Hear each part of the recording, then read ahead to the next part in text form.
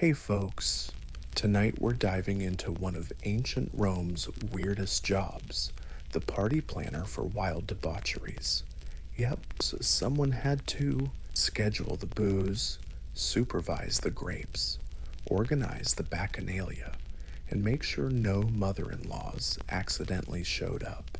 Sounds absurd, maybe even a bit scandalous. But Roman partying wasn't just about indulging. It was about power, status, networking, and a healthy dose of nakedness.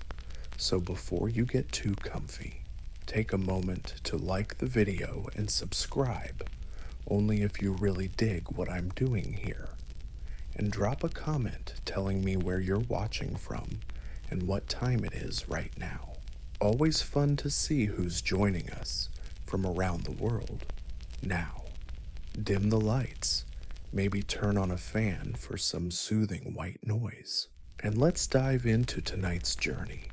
Your eyes pop open before sunrise, not because you're disciplined, but because you're stressed. You're the party planner for the Roman elite's wild night, which means your brain has already run through 17 ways this could all blow up before breakfast. Your sleeping mat's still warm, your shirt's wrinkled, and someone shoved a suspicious scroll under the door. It's making an ominous crackling sound. You open it with the grim determination of a soldier reading a draft notice. It's a note from the patron's wife, reminding you that last time the rose petals were yellow, not red, and the guests noticed you haven't even touched the barley yet. Outside, Rome is just waking up, but you're already juggling mental drugs. Today's guest list includes senators, artists, philosophers, two courtesan party members who hate each other, and rumor has it, someone from the royal family. Of course, no one tells you who. Could be a cousin, could be Caligula himself.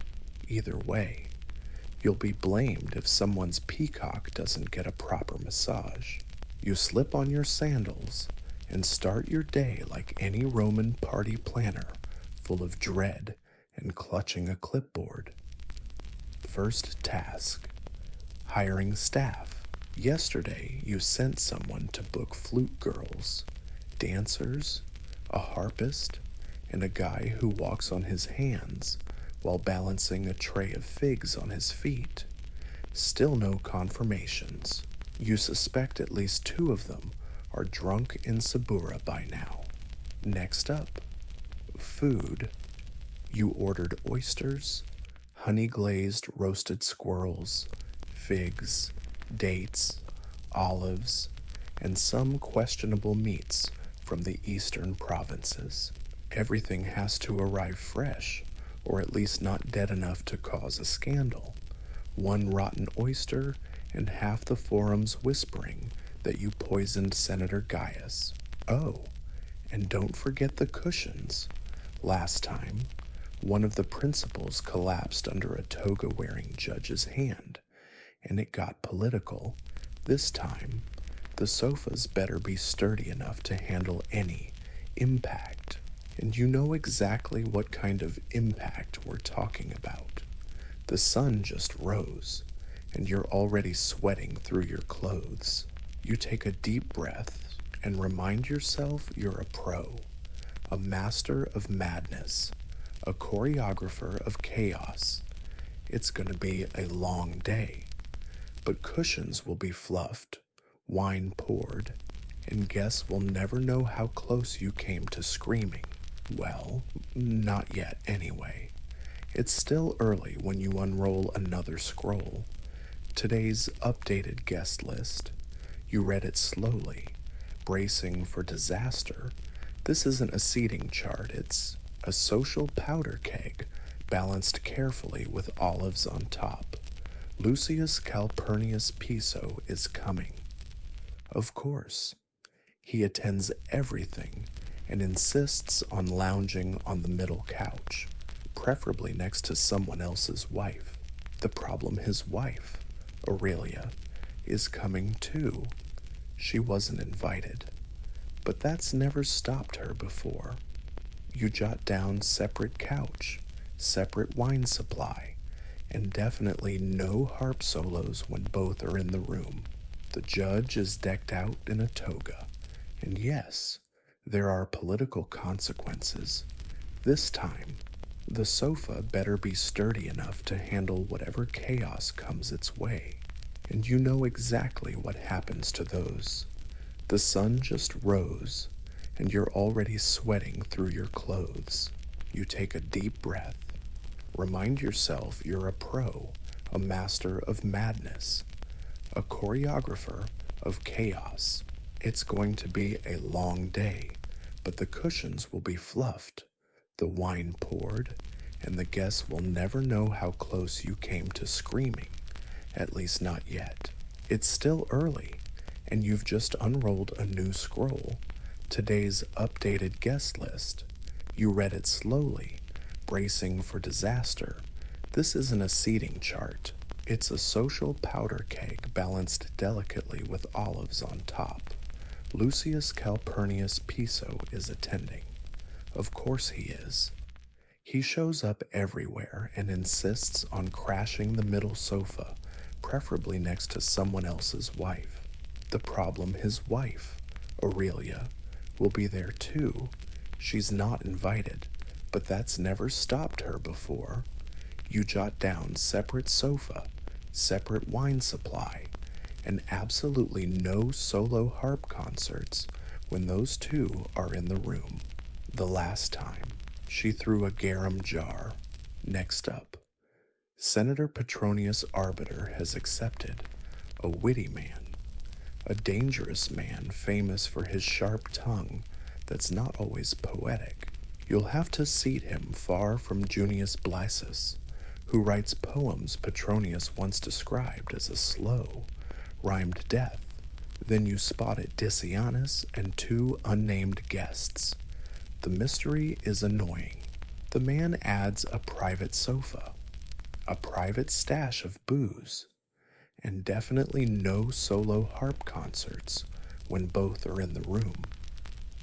Last time, she threw a jar of garum, then Senator Petronius Arbiter gave in, a witty guy, a dangerous man, famous for his sharp tongue and not always in a poetic way. You gotta seat him far from Junius Blisus, whose poems Petronius once described as a slow death set to rhyme. Then you spotted Decianus and two mystery guests. This ambiguity is annoying. Could be respected clients, could be gladiators, could be a giraffe wearing a toga. You book flexible seating on the west side and move on now. The entertainers, 4 flute girls, 3 dancers, and a pair of mime twins. Another performer, Lucullus, but his hostess finds them fascinating, and since her approval is crucial for his reputation, he lets it slide. The guest list isn't just a bunch of names. It's a living map of ancient Rome's drama, politics, power, lust, family grudges, and revenge all crammed onto silk-covered benches, sharing a bowl of wine, and of course, the real nightmare, someone important not invited. You can hear the whispers already. It's a deliberate move, a public insult. I'll never lend him my bathing slave again. You roll up the scroll, you start a new one, draw arrows, add warnings, circle names. You're not just throwing a party here. You're running a live diplomatic simulation with aphrodisiacs and moldy cheese as your weapons. Hey, you've done this before. You'll do it again. You just hope this time no one stabs anyone over sofa placement, unlike last spring. Once the guest list is finalized, or at least stable enough not to change, it's time for the next crisis provisioning. Planning a Roman orgy isn't just about pouring wine and lighting torches. The real challenge, crafting a menu so lavish the gods feel underdressed. Your list is already 3 tablets long. Let's start with the basics wine. Not just any wine, it has to be aged red, pricey enough to keep your sponsor happy. You jot down 3 amphorae of Fernian, 2 types of Cuban for show, and a vinegar for latecomers. Next up, fresh oysters imported from Baiae. They've got to be alive on arrival, or at least still wet. You send a note to the fishmonger reminding him half the oysters last time were dead, and a guest swore it was a bad omen. He's still recovering from that rant. Then there's honey-glazed dormice, a Roman luxury staple, rolled in poppy seeds and dunked in honey. They must be plump, not soggy. You order 50, expect 35. Half will still twitch. You add roasted peacock, stuffed breast meat, dates from Judea, figs from Carthage, and cheese wrapped in grape leaves. You also remind them no garum spills near the bread this time. The last fish sauce incident almost started a riot. For dessert, you'll need candied nuts, almond cakes, and some eye-catching decorations. Maybe a cake shaped like an arena filled with live music. You'll deal with the baking logistics later. Then comes the perfume budget, a potion of rose oil, saffron water, enough fragrance to knock out a virgin. You note discreet bathroom deodorizing required. You stare at the list. It looks more like a military requisition than a menu, and it costs more than a decent villa in the Ostia suburbs. But this is Rome. Wealth is expected, gluttony is the style, and your client's rep depends on guests being so dazzled by the luxury they don't notice the music's off-key or the spilled wine on the marble lion. You hand the scroll to your fastest runner with strict orders, no substitutions, no apologies. And if he forgets the candied grapes again, I'm feeding him to the flamingos. Time to pray to Mercury, god of commerce and deliveries. Let's clear this up right now. A vomitorium isn't what you think. No, Romans didn't build special rooms just to purge between courses or make room for more food. That's a later myth, probably made up by someone who watched Romans eat and couldn't think of a better excuse. Actually, a vomitorium was just an entrance and exit in Roman arenas where crowds spilled out after events. You stare at the list. It looks more like a military requisition than a menu, and costs more than a decent villa in the Ostia suburbs. But this is Rome. Wealth is expected, gluttony is the style, and the guest's reputation depends on them being so overwhelmed by luxury they don't notice the music is off-key or that someone spilled wine on the marble lions. You hand the scroll to your fastest runner with strict orders, no substitutions, no apologies. And if he forgets the candied grapes again, I swear I'll feed him to the flamingos. Time to pray to Mercury, god of commerce and deliveries. Let's be clear here. A vomitorium isn't what you think. No. The Romans didn't build special rooms just to purge between courses and make room for more food. That's a later myth, probably invented by someone who watched Romans eat and couldn't figure out any other explanation. Actually, vomitorium means the entrances and exits in Roman arenas where crowds poured out after events of commerce and delivery. Let's clear this up right now. A vomitorium is not what you think. No, Romans didn't build special rooms to purge between courses and make room for more food. That's a later myth, probably dreamed up by someone who watched Romans eat and couldn't come up with any other explanation. Actually, a vomitorium is just an entrance and exit passage in Roman arenas where crowds poured out after events. But that hasn't stopped modern imaginations from picturing marble lounges filled with perfumed nobles and feather fans.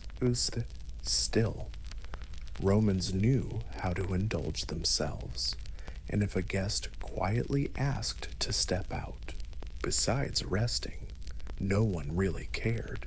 So, as the party planner, your job is to make sure the whole venue from the entrance hall to the Tricenium room to the private alcove garden is ready to handle the consequences of excess with it, to handle the aftermath of overindulgence with style.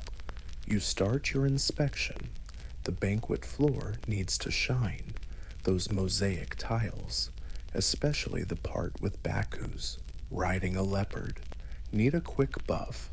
You personally pick out grape stems stuck in the mortar from last week's shindig.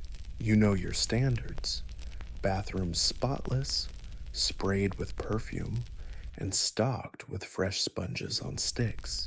Lemon vinegar refilled. A candle flickering near the door, not for light, but for dignity. Outside, you check the fountain again. Guests tend to lean back too far and end up face first in there after their fifth drink. Last time, a general's wife nearly drowned in the koi pond. You got rid of the koi. You couldn't get rid of the wife. You stroll past the perfume room, where oils and ointments are arranged like a fancy pharmacy for relaxation. Rose, cinnamon, sandalwood. You take a whiff, and your wrist smells like a love letter to Venus herself. Perfect. Next up, the legendary vomitorium. It's a quiet hallway with curtains, chairs, bronze basins, and a polite slave fanning guests. Of course, it's not called that. It's the quiet room. But everyone knows its real purpose, and it has to sparkle, clean, fragrant, and classy. No matter how wild tonight gets, no one leaves this party losing their dignity. If they purge, it'll be surrounded by polished marble and tasteful sawdust murals. That's your promise. Now it's mid-morning, and time for your most delicate task. Not picking the wine, not managing the nobles, but talking to the staff. A big Roman feast like this needs a ton of people, lots of people, and none of them woke up today dreaming of being part of some noble's fever dream. You gather the crew in the foyer, 23 departments, each with a role, most slaves, some born into the family, some bought just to carry trays, pour wine, or look pretty while staying quiet. A few paid performers thrown in. Everyone's stressed. First up, the wine pourers. You assign their zones: main dining hall, side reception rooms, the western garden. Remind them to dilute the spirits unless told otherwise. Some guests think they can handle full strength. Fernian. Spoiler, they can't. Next, the fan bearers. A crucial role. Their timing can make or break you guest comfort. One gust too strong could snuff a candle or spill someone's secrets. Too weak, and they're sweating into silk cushions. Neither is acceptable. Fruit servers, yep. Their job is to keep fruit trays refreshed non-stop. Only peel grapes on request, and carefully remove any that look like raisins. Then the musicians argue over tempo. You know the flutist from the pipe player. Last time, their disagreement turned into an awkward duet, so bad the guests had to pause for a marriage counseling session. The dancers, all oiled up and coal-eyed, lean against a pillar pretending not to hear a thing. Still, you have to follow their signals. No improvising. You say sharply, "We don't want a repeat of the Bacchic fire." You lock eyes with the youngest slave, a kid no older than 10, tasked with collecting discarded sandals. You nod once. He nods back. A silent pact is made. He won't let you down. Finally, you deliver your usual speech. Tonight, you'll be invisible unless summoned. You'll stay silent unless spoken to. You embody grace, rhythm, and elegance, or by Jupiter, you'll be scrubbing until Saturnalia arrives. There's a pause, then a unanimous nod. The briefing is done. You take a breath. The human engine behind Roman debauchery is now oiled, kneaded, and aligned. This happens, responsible for collecting discarded sandals. You nod once. He nods back. A silent pact is made. He will not disappoint you. Finally, you deliver the usual speech. Tonight, you'll be invisible unless summoned. You'll stay silent unless asked. You are grace, rhythm, and elegance personified, or by Jupiter, I'll have you cleaning until Saturnalia shows up. There's a pause, then a collective nod. The briefing is done. Clean up duty until Saturnalia shows up. There's a pause, then a collective nod. The briefing is done. You take a breath. The human engine behind Roman debauchery is now oiled, ground, and aligned. This stuff happens a lot. Invitations sent, wine arrived, silk cushions fluffed, and just when you start, feeling like you've got things under control, someone rushes into the hall, panting with a familiar look. The musicians still aren't here. Of course, they aren't. You grit your teeth. You'd booked a flute girl, 2 sitar players, and a backup ready to duet just in case. You send your most reliable errand runner to Subura district, the chaotic mess of a market in Rome, full of noise, stink, and terrible decisions. You give strict orders. Find them alive, conscious, and dressed. You don't even ask why they're late. You already know. Either they're still asleep, too drunk to move, or caught up in some romantic drama that started at last night's Saturnalia rehearsal and never ended. The dancers are whining that without music, they can't rehearse. The poets are thrilled thinking this means more stage time for them. You shut that down fast. No one wants a poem celebrating Mother Gas's 3rd marriage, read aloud at a party where everyone's eating sugared dormice. You consider backup plans. The house cook can play 2 songs on a cracked reed flute. A nearby slave might have a decent voice if he's sober. Worst case, you'll hum along while someone shakes a lentil shaker. You pray it doesn't come to that.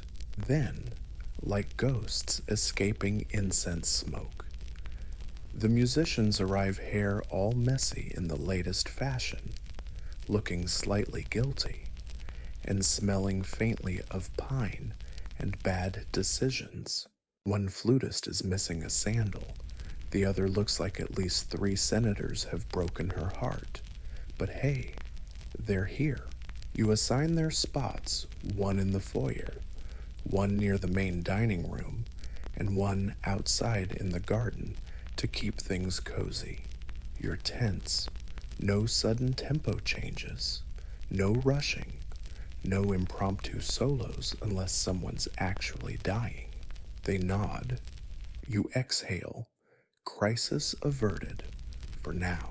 But you keep an eye on the show-off.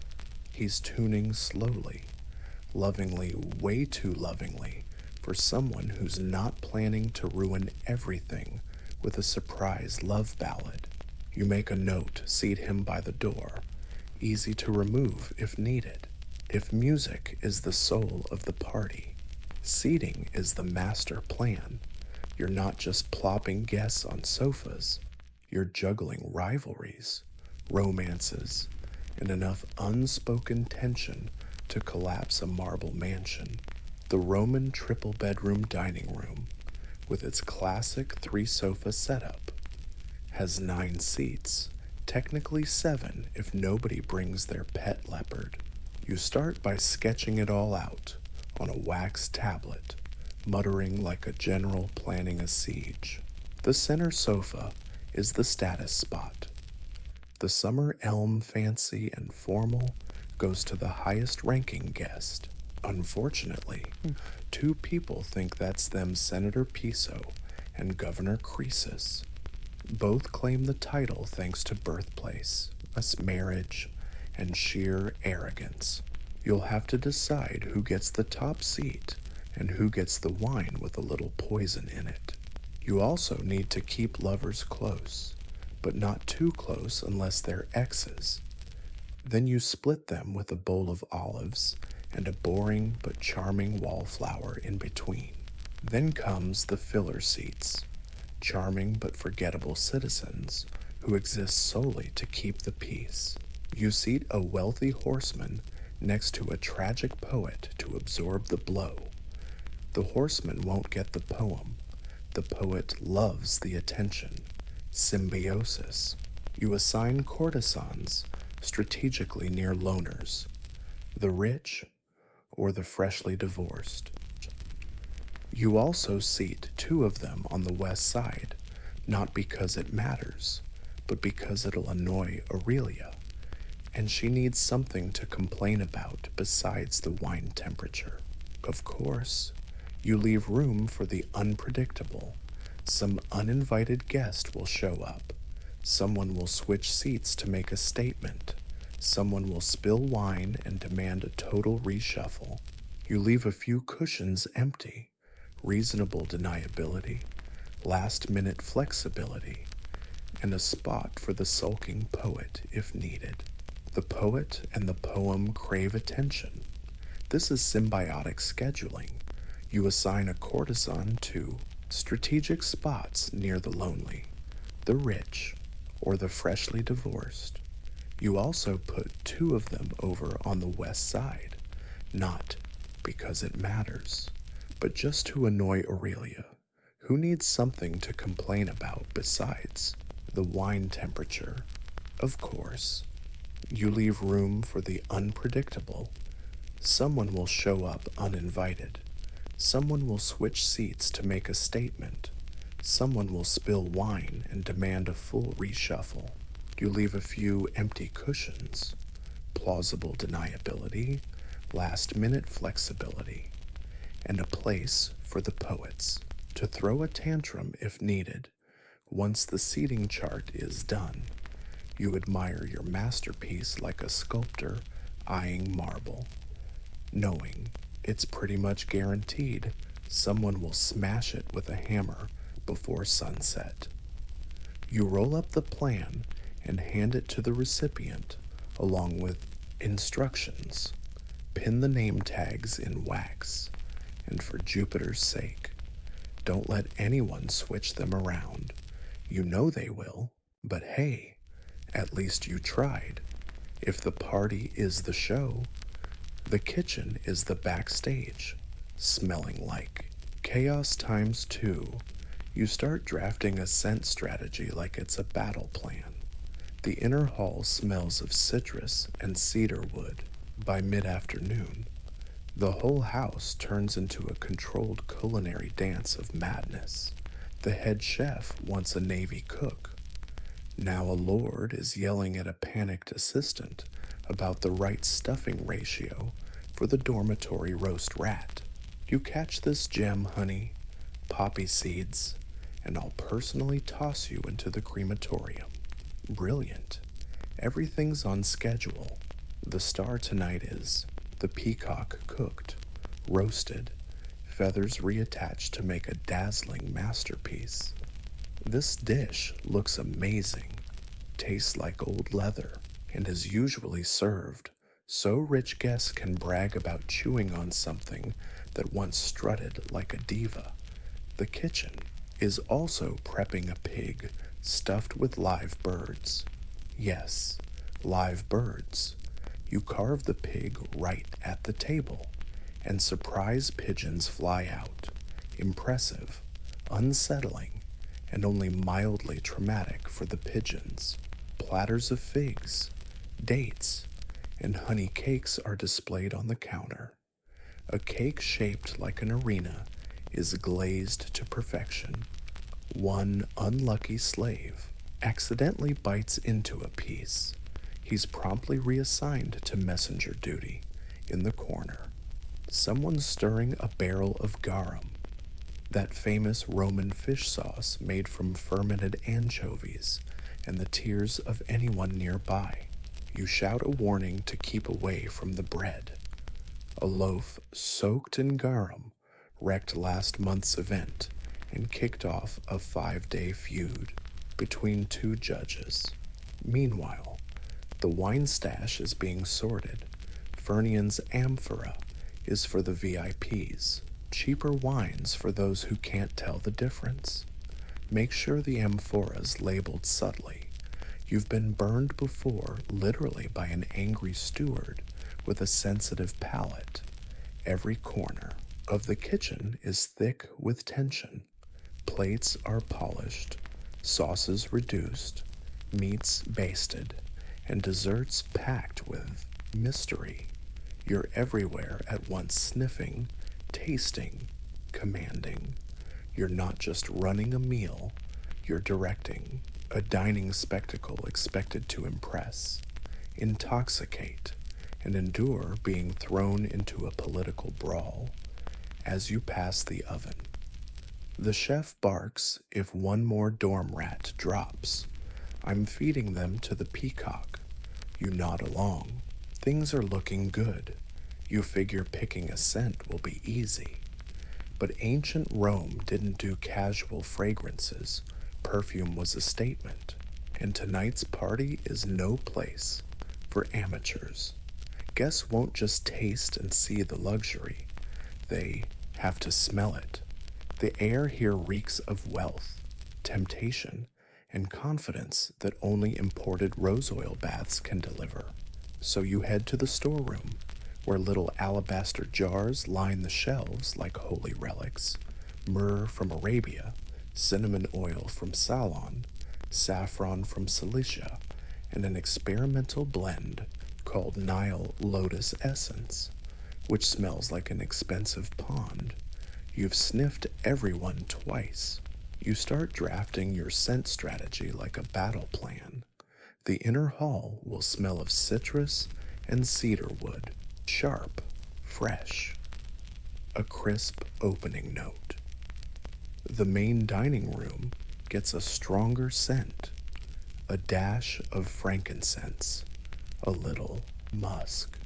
It'll whisper, "You might screw up tonight, but it's all good." So the private garden, where secrets are exchanged and cloaks strategically arranged, offers a seductive mix: rose, cinnamon, and just enough spikenard to knock someone out if they get too close. Then there's scented oil for guests' hands and feet. You assign a server to warm it up a bit. Nobody wants cold oil. Cold oil's for barbarians. Warm oil charms and glows. And yes, you've deodorized the latrines too. You're not a savage. You tell the staff, don't go overboard.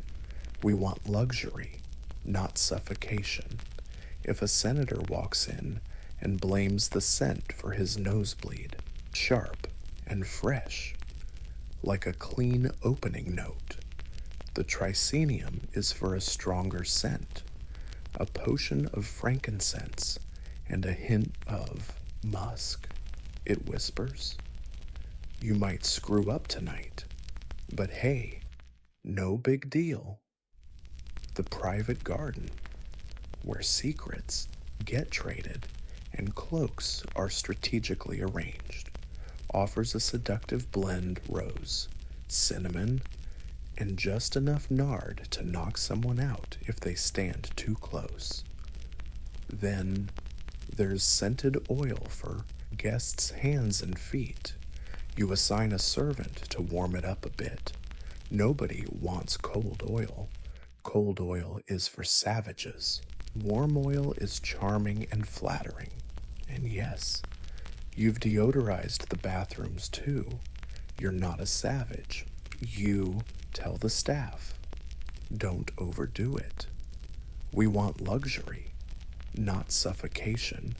If a senator walks in and blames the scent for his nosebleed, we've gone too far. One of the dancers requests a special scent, something hypnotic.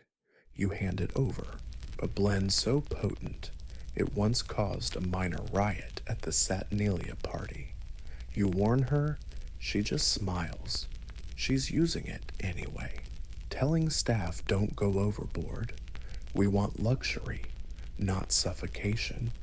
If a senator walks in and blames the scent for a nosebleed, we've gone too far. One of the dancers requests a special scent, something hypnotic. You hand it over, a blend so strong it once caused a minor riot at Saturnalia's party. You warn her, she smiles. She's using it anyway. You stroll down the hallway, nose tracking like a trained hound. The air starts to bloom, warm, rich, lavish. A fragrant breeze drifts through the room like a whispered secret. You nod. This is the smell of indulgence, perfumed, lit up, and overflowing with luxury. The house is practically ready to welcome guests. Now all it needs is chaos. Evening's falling. The air smells of warm citrus, grilled meat, and some seriously expensive decisions. You've delegated every task, threatened everyone necessary, and bribed the harp player to stay awake at least until dessert. Now comes the moment of truth, the final countdown the tour. You start at the entrance, where oil lamps flicker on one by one. They glow softly on the polished marble floor, casting a golden light that screams, "You're not broke. Not tonight." A boy scatters fresh flowers at the threshold. You tell him not to overdo it. Last time someone slipped on the lavender and crashed into the hall. The bronze fountains flowing. Grapes are piled absurdly into a pyramid.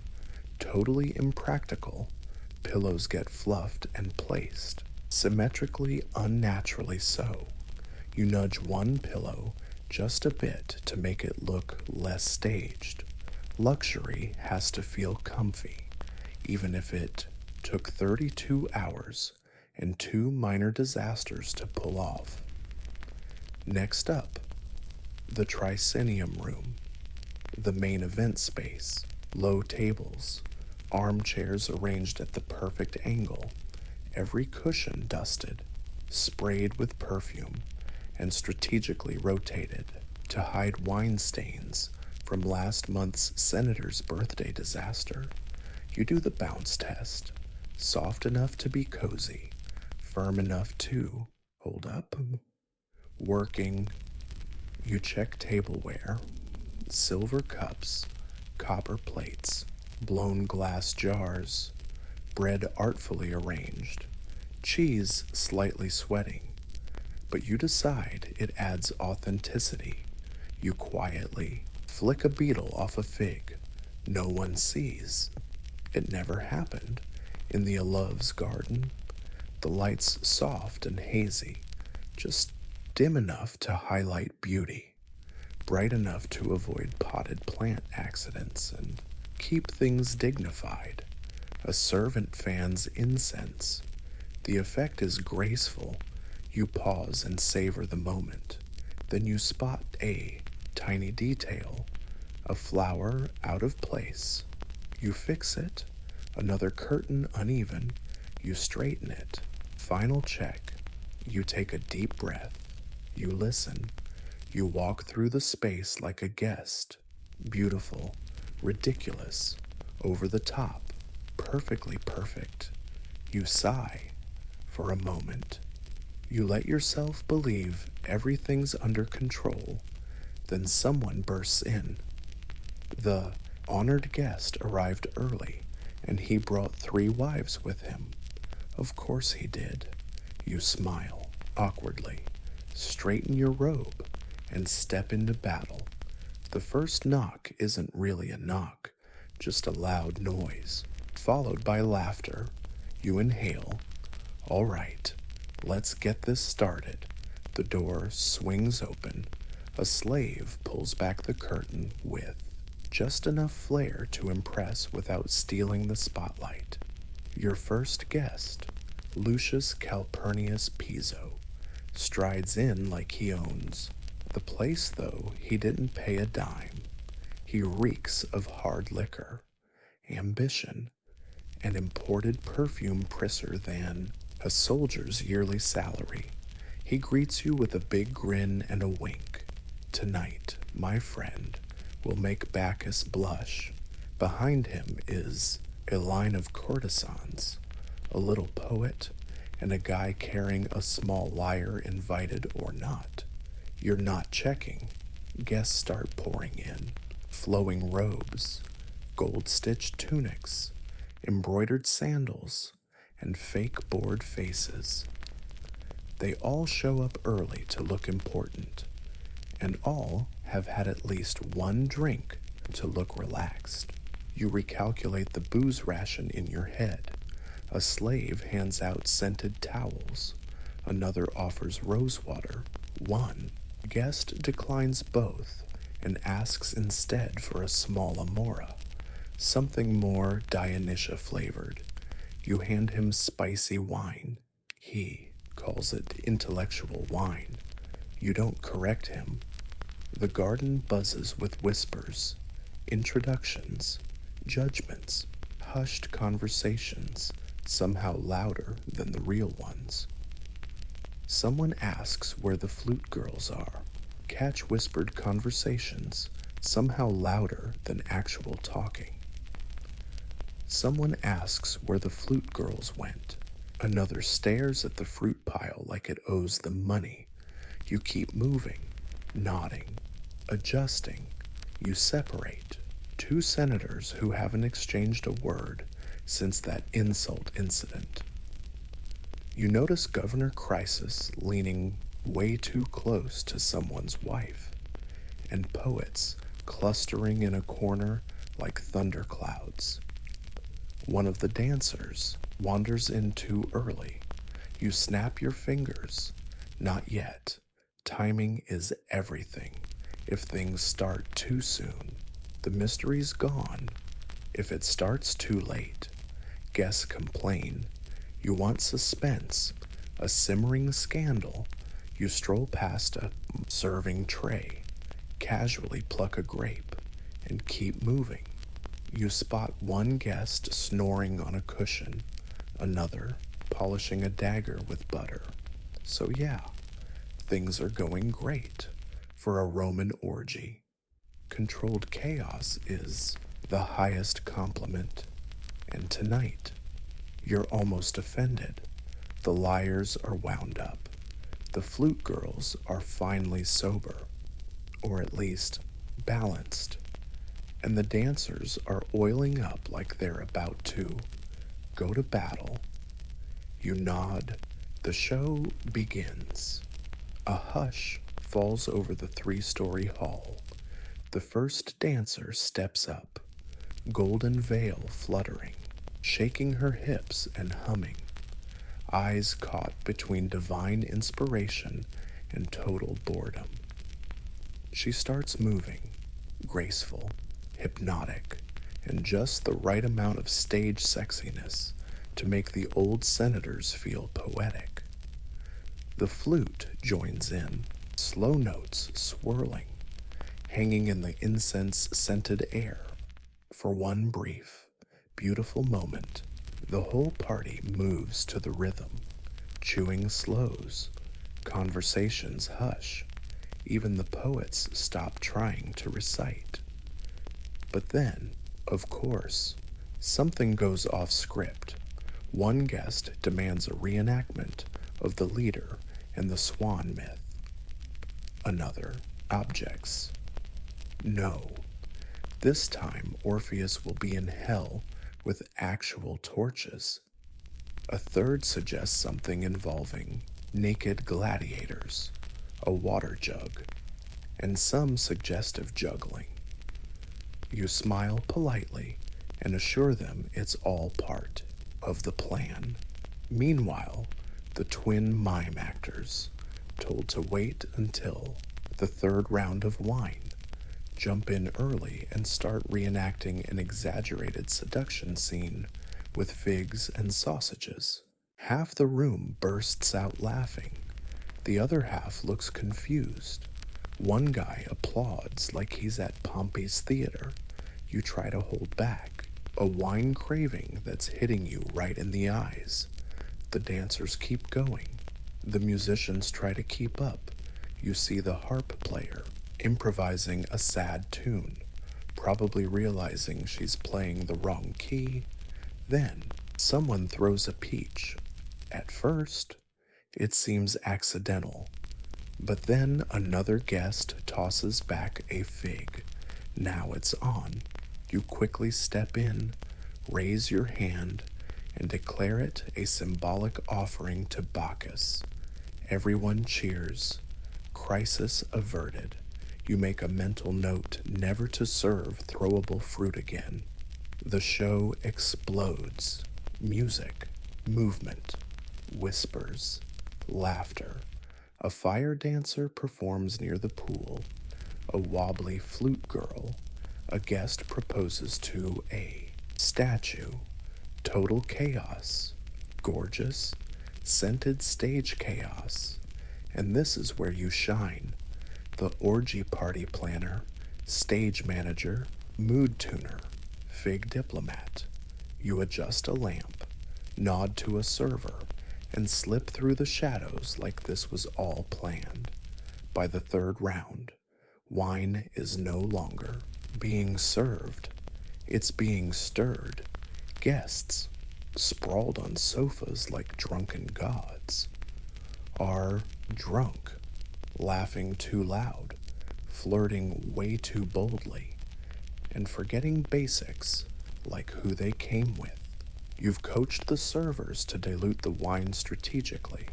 Fernian is strong stuff. An amphora can convince a senator to recite poetry or confess tax evasion. You dilute for the ambitious and keep it pure for the desperate. It's diplomacy by the bottle. Conversations get less philosophical, more personal. So, young noble loudly compares his wealth to Jupiter's. A merchant brags about owning 3 villas and a camel. A pearl-wearing woman whispers a joke about the emperor's feet. You pretend not to hear. If she ends up exiled, you'll miss her. Senators start reciting poetry or confessing tax fraud. You water down the wine for the hopeful and serve it straight for the desperate. That's diplomacy in a bottle. Conversations get less philosophical, more personal. Young noble loudly compares his wealth to Jupiter's. A merchant brags about owning 3 villas and a camel. A pearl-wearing woman whispers a joke about the emperor's feet. You pretend not to hear. If she gets exiled, you'll miss her. She's great at seating arrangements. Across the hall, a poet is trying to seduce a philosopher with suspiciously plagiarized verses. You pass by just in time to catch it. Your eyes narrow like black olives, and salty. You don't intervene. Meanwhile, two courtesans are locked in a passive-aggressive compliment war. Every smile is a dagger. Every laugh smells like a strategic murder. One gives the other a fig. You, suspicious look, plagiarized. You walk by just in time to hear it. Your eyes like olives, dark black, and salty. You don't intervene. Meanwhile, two courtesans are deep in a passive-aggressive praise battle. Every smile is a stab. Every laugh smells like a strategic murder. One gives the other a figs. You take note, dump all figs with dessert. And of course, in the back corner, someone started a drinking game involving gladiators. Name 3 famous jewels or drinks. Someone shouts. A young senator tries to fake an answer. He's booed. He drinks. He gently falls back on his pillow and starts quoting Virgil. Meanwhile, in the garden, a guest is making a speech. He thinks he's profound. Actually, he's just explaining how many slaves it takes to keep a marble fountain clean. No one stops him. It's tradition.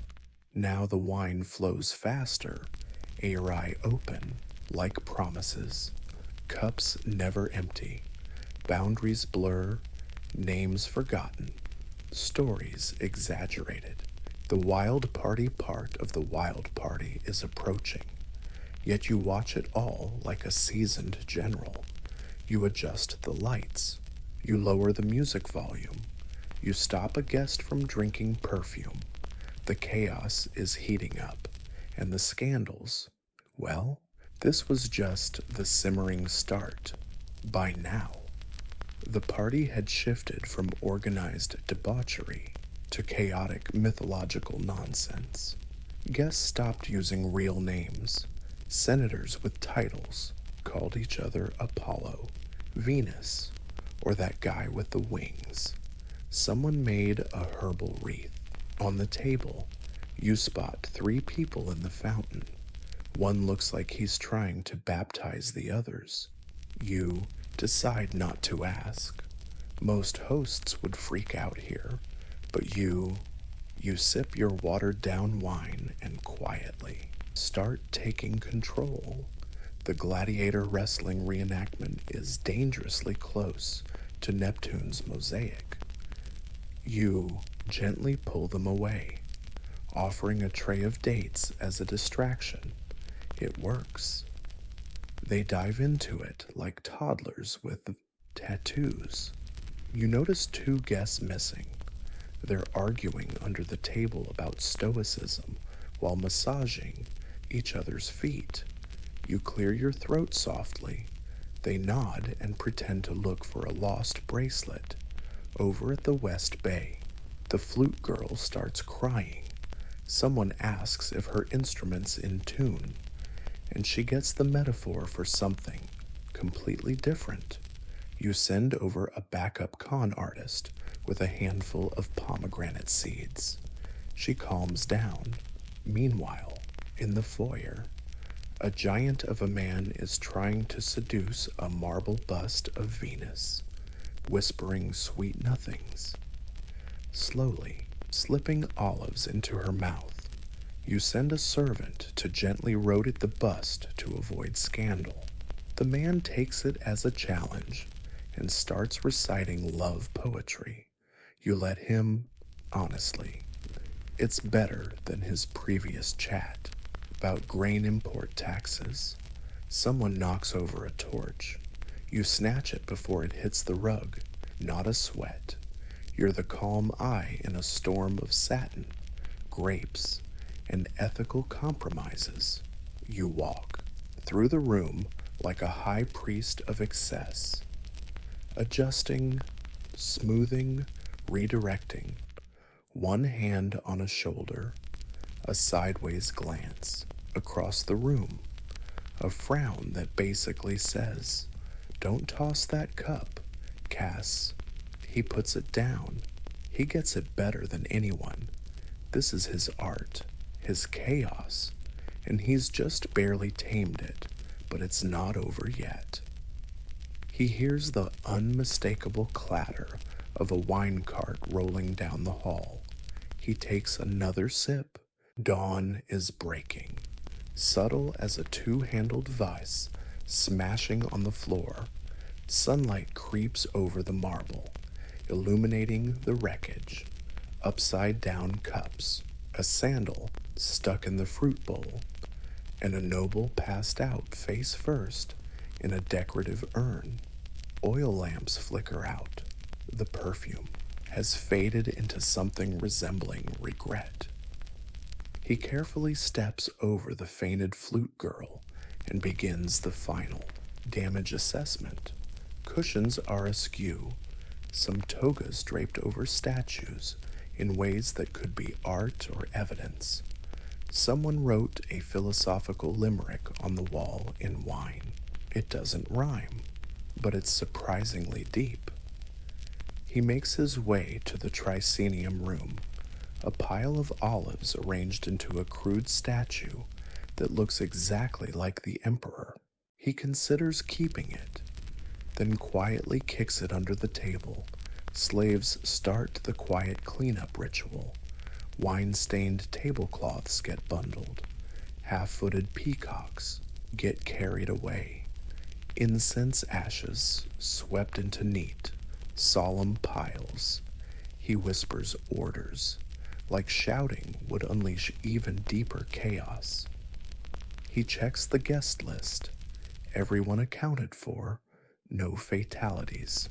One sprained ankle, 2 voluntary marriages. A very polite farewell message from a philosopher simply saying, "Thank you. I learned things I was never allowed to mention." He makes a list titled Summary, including never serving flying fruit, no poetry contests near open flames, keep the Venus statue for future events, Crispus's chair set far from anyone with legal representation. There's a loud groan under the table. He nods in acknowledgement, but helps no one. The party is over. Everyone faces. Someone twisted their ankle. 2 voluntary marriages. A very polite farewell message left by a philosopher about to bounce was simply, "Thanks. I learned things I was never supposed to talk about." You make a list titled Summary, including never throwing fruit, no poetry contests allowed near an open flame, keep the Venus statue stored away for future events, Crispus's chair must stay far from anyone with legal representation. There's a loud groan from under the table. You nod knowingly but do nothing to help. The party's over. Everyone has to face their own consequences. Outside, pigeons keep circling after the bacon pig show. You gently herd them into a corner and toss them some leftover candied almonds. They deserve a little sweet treat after the nightmare they endured tonight. You take one last look around. What a mess. A victory. A diplomatic nightmare with grapes. And you survived. You head inside, kick off your sandals, and flop onto the rug. No applause, no awards, just understanding that no one saw the chaos because you soaked it all up. Tomorrow, they'll tell tales about how flawless it was. You just fall asleep, starting with the whispering wind dry, harsh, sour, bitter. The once black and fertile plains have turned to dust, and that dust is now flying away. Farmers who once danced on golden wheat fields stand helpless as their land and future blow away. The 1930s weren't kind to anyone, but for families in Oklahoma, Texas, Kansas, and eastern Colorado, the land itself became the enemy. They had trusted the soil. That's the tragedy. Encouraged by government incentives and promises of prosperity, thousands of families plowed under native grasses to plant wheat fields. But they weren't told those grasses were the only things holding the soil in place. And when the rain stopped in 1931, they didn't come back year after year. The drought worsened. Without roots, the topsoil had nothing to hold it down.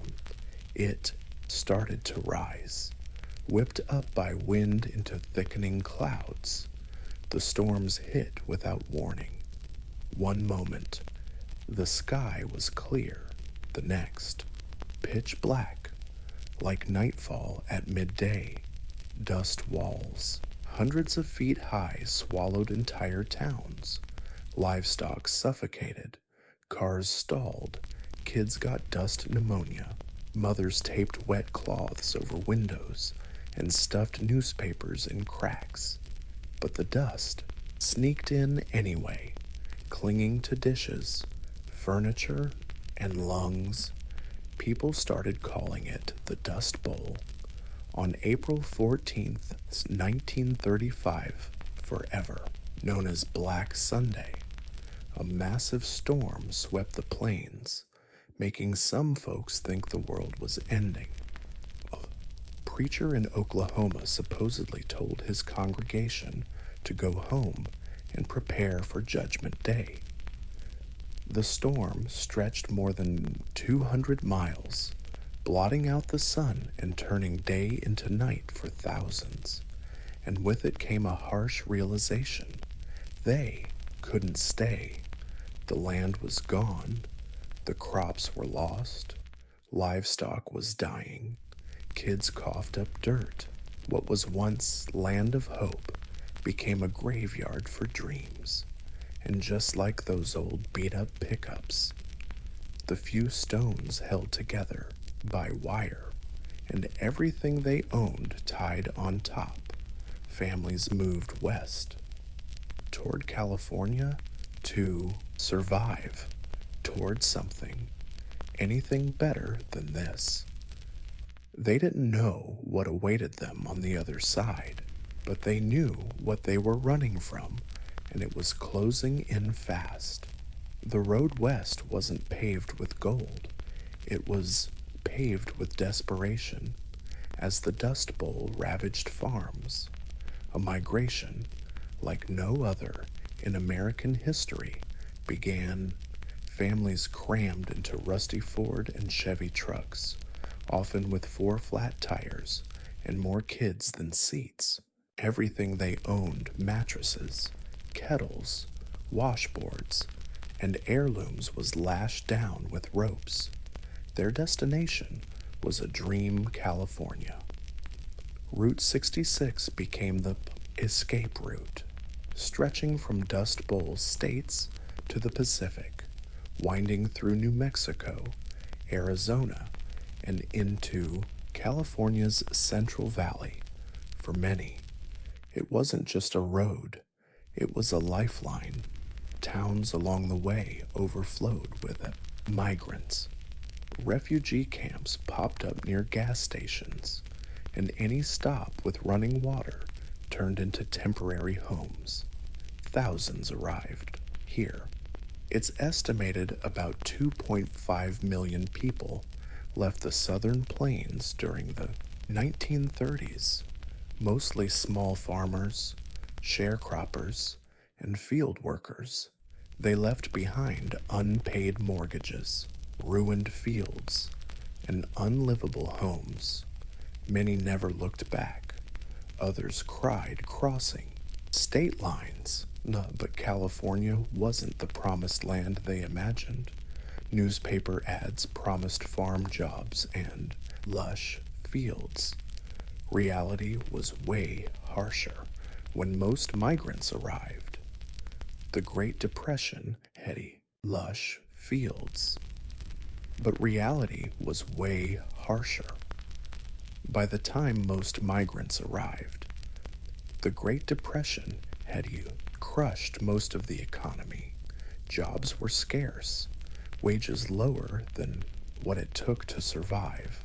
At the state border, California Highway Patrol started turning away anyone who looked too poor, nicknamed the Okies.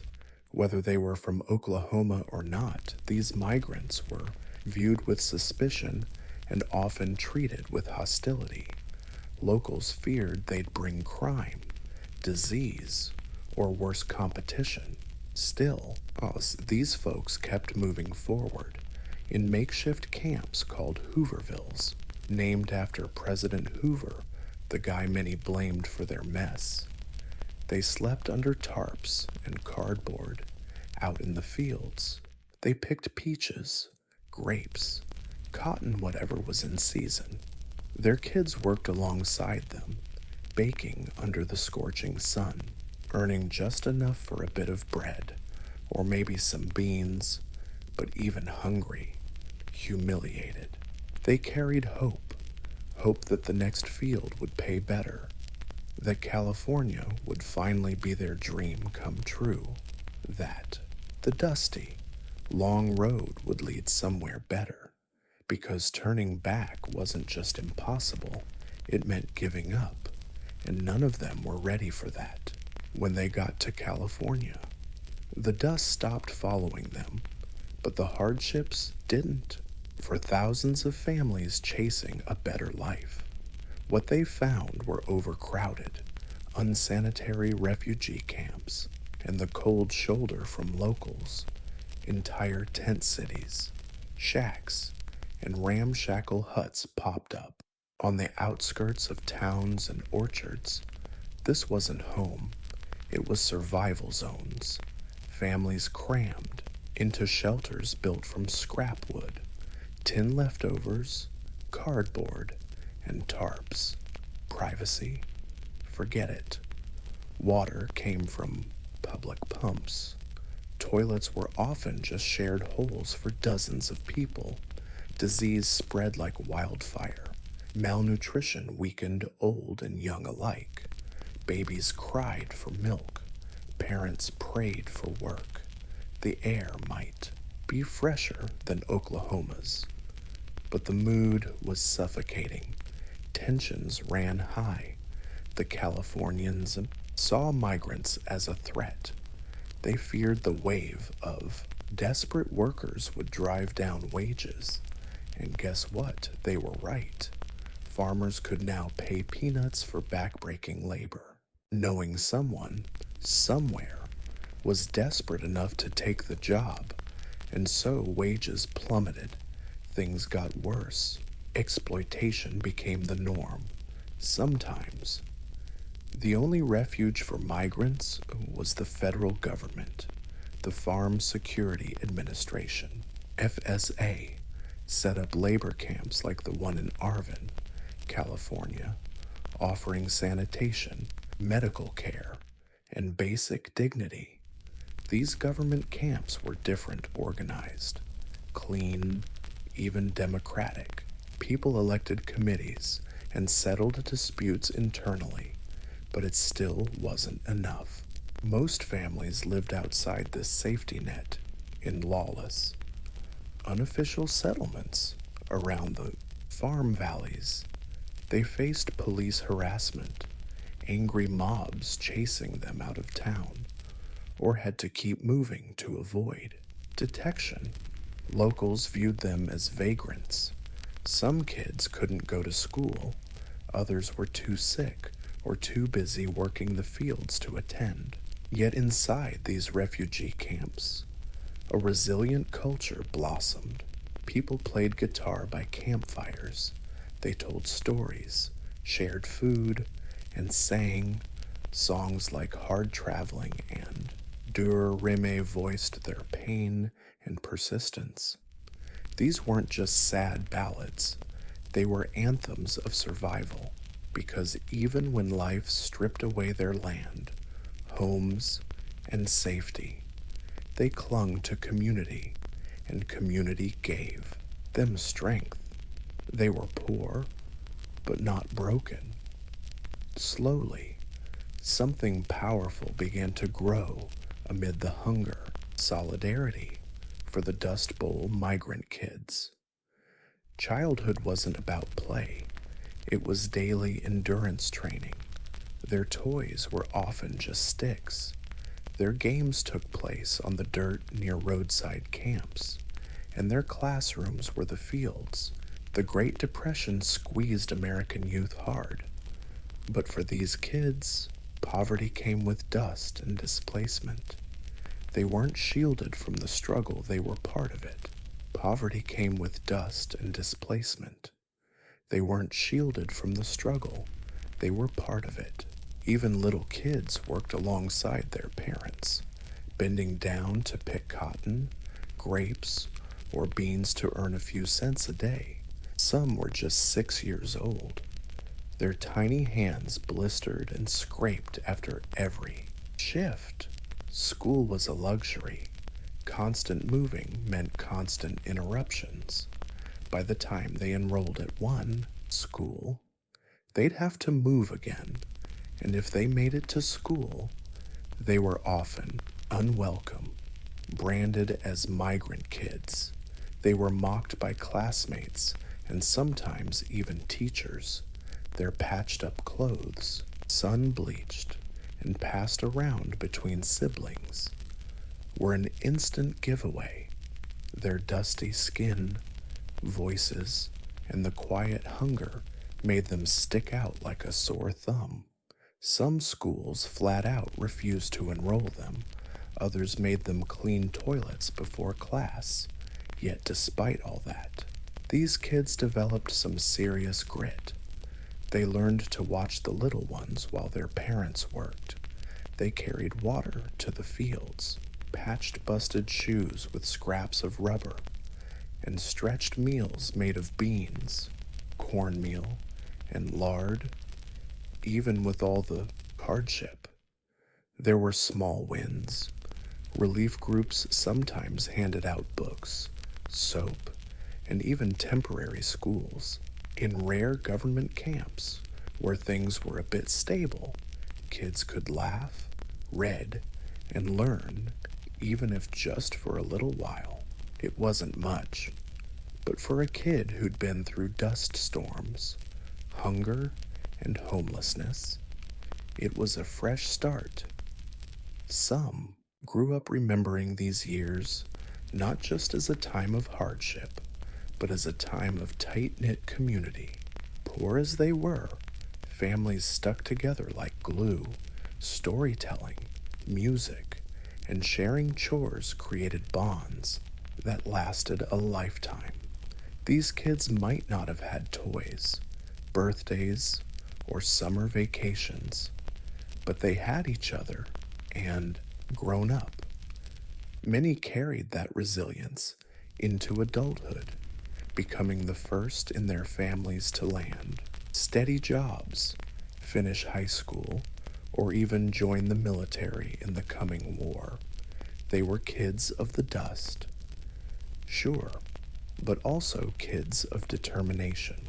While Dust Bowl migrants slogged through fields and camps in California, their story didn't disappear. It turned into music. Music was both comfort and weapon, a way to protect dignity and fight injustice when words failed. Through the strum of guitars and folk verses, the pain, pride, and perseverance of the migrants came alive. Nowhere is this clearer than in Woody Guthrie's music, an Oklahoma native. Guthrie became the voice of the displaced. He traveled with the migrants, slept in their camps, picked crops alongside them. He sang what he saw. His songs weren't abstract at all. They named real places, real struggles, real suffering. Take Dur Ramsum, which warned hopeful migrants that California wasn't the paradise they imagined. California's a Garden of Eden, sure, a paradise to live in or just to look at. But believe it or not, you won't find it all that appealing without enough money. Guthrie's songs echoed through dusty camps, played on worn-out guitars, harmonicas, or just sung loud. They passed from tent to tent, worker to worker. These weren't just tunes, they were oral history. They reminded listeners they weren't alone. They turned shared pain into collective strength. But Guthrie wasn't the only one. Across the camps, migrants wrote their own songs about lost farms, cruel bosses, the long road west, or hope for a brighter tomorrow. These songs spoke truths the press and politicians wouldn't touch. They told about songs about a brighter tomorrow. These tunes told the truth that newspapers and politicians conveniently skipped. They sang about exploitation, hunger, police harassment, and shattered dreams, but also about love, faith, and resistance. This genre influenced America's rising folk music scene and became part of a bigger cultural shift. It gave outsiders a glimpse into the harsh reality of Dust Bowl refugees' lives. It built empathy. It planted the seeds of activism. Over time, these songs helped rally support for reform. They put a human face on statistics. They pierced apathy. They challenged the idea that migrants were lazy or unwanted. In melody, they proved the opposite, because when the land's barren, the work brutal, and the locals hostile, music still survives. It feeds the soul when the body starves. It lets the voiceless speak up, and it reminds every man, woman, and kid, under the tarp, you matter. You belong here. You endure. Migrants had songs, but they also found their voice in literature, a voice that echoed far beyond camps and fields. That voice belonged to John Steinbeck, a native Californian who saw the Dust Bowl migration firsthand and turned the misery of the displaced into one of the most powerful novels in American history. The Grapes of Wrath was published in 1939. The Grapes of Wrath tells the story of the fictional Joad family from Oklahoma on their grueling trek westward, facing the brutal realities of migrant life. But while the characters are made up, their suffering was very real. Steinbeck visited the camps, talked with families, and documented their lives in detail. He was furious about what he saw: malnutrition, police violence, wage theft, and the erosion of human dignity. His words were anything but gentle. They were raw, angry, and unflinching. He described starving babies, men broken by humiliation, women forced into hard labor while hiding pregnancies. Steinbeck didn't romanticize poverty. He honored it. He saw in these people a fierce will to survive. The novel sparked a fierce backlash. Some called it un-American. Farmers and local officials condemned Steinbeck, accusing him of exaggeration and slander. A California Chamber of Commerce even burned copies of the book.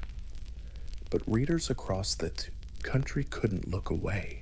Suddenly, those faceless Okies had names, stories, and beating hearts. Steinbeck's work didn't just raise awareness, it pushed people to act. His reports, combined with Grapes of Wrath's impact, helped pressure the federal government to investigate labor abuses and improve conditions for migrants. This brought nationwide attention to a crisis many wanted to ignore, and just as importantly, it preserved a record. Long after the camps vanished and the winds died down, Steinbeck's story remained for the descendants of Dust Bowl migrants. It became a benchmark, proof that their families' suffering mattered, that their struggle was recognized. At a time when the poor were expected to suffer in silence, a roar of anger rang out. It demanded the whole country listen, and many did, because sometimes the strongest protest isn't a picket sign or a protest song.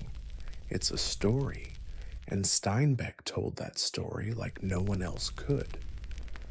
When the Dust Bowl migrants flooded into California, and the American public started grasping the scale of the disaster, the federal government, under President Franklin D. Roosevelt, had to act. The suffering was too obvious to ignore. Kids were starving, camps were overflowing, fields were full of desperate workers, and the image of America, the land of opportunity, was cracking. He joined the New Deal, a sweeping set of programs Roosevelt crafted to save opportunity slowly slipping away. He joined the New Deal, Roosevelt's all-in-one rescue plan to save the country from the Great Depression. Sure, the new economic policy didn't magically fix every problem migrants faced, but it was a game changer.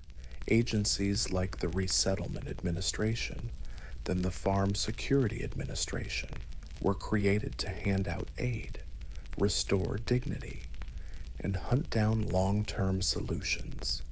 The FSA especially focused on helping people get back on their feet with real support, focused on the tough lives of displaced rural families. They built government-run labor camps in California and other states. These were structured communities with clean water, toilets, healthcare, schools, and even playgrounds. Not exactly five-star resorts, but for families who used to crash in ditches and roadside tents. These camps were a refuge. People elected their own leaders and worked out their own disputes, creating a rare slice of democracy these families had never seen before. The camps even turned into cultural hubs, libraries, music events, English and farming classes popped up. For many, this was where a new kind of rural American identity took shape, a country that prized self-reliance, solidarity, and pride outside the camps. The New Deal offered jobs through the Works Progress Administration, WPA, and the Civilian Conservation Corps, CCC, although these programs weren't always easy for temporary migrants to access. One of their longest-lasting contributions wasn't money, but photos. Under FSA's direction, a team of photographers, including Dorothea Lange, was sent out to capture the human toll of the crisis. Lange's haunting photo of a migrant mother became an instant icon of Dust Bowl suffering. It put a face on the faceless, gave a voice to the forgotten, but not every relief effort reached everyone. Racism, red tape, and local pushback often shut out those who needed help most. Still, for many families. The New Deal wasn't just policy, it was a lifeline, proof that the government finally tried to listen, and this time, help showed up before it was too late. By the late 1930s, many Dust Bowl migrants weren't just surviving anymore, they were organizing.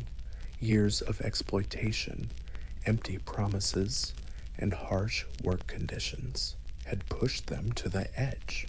What started as quiet grumbling in the fields grew into a movement, a wave of strikes, boycotts, and labor protests swept through California's agricultural valleys as migrants demanded better pay, safer conditions, and basic human dignity. It was a risky gamble. Growers were powerful. They had money, political clout, and the cops on their side. Striking workers often got arrested, beaten, or run out of town. Some ended up blacklisted and unemployable. Others got roughed up by hired law enforcement thugs. But despite the risks, the workers stayed tough. Groups like the Agricultural Workers Union and the Cannery, Packing House Workers Union, and the United Farm Workers UFW began to emerge, providing a rare but much needed support network. Though often underfunded and fragmented, these unions taught workers how to negotiate, protest peacefully, and document abuses for many migrants, especially women. Unionizing wasn't just about money, it was about having a voice. Mothers marching with babies in arms, teenage daughters standing beside their dads on picket lines. In some camps, whole families got kicked out for trying to unionize, but courage stuck around. In 1933 and 1934, major cotton strikes erupted all over the San Joaquin Valley. Thousands walked off the job, while growers tried to break the strikes with threats and violence. The strikes grabbed national attention, and after weeks of protests, workers won modest raises, proving resistance could work. Journalists and writers documented these uprisings.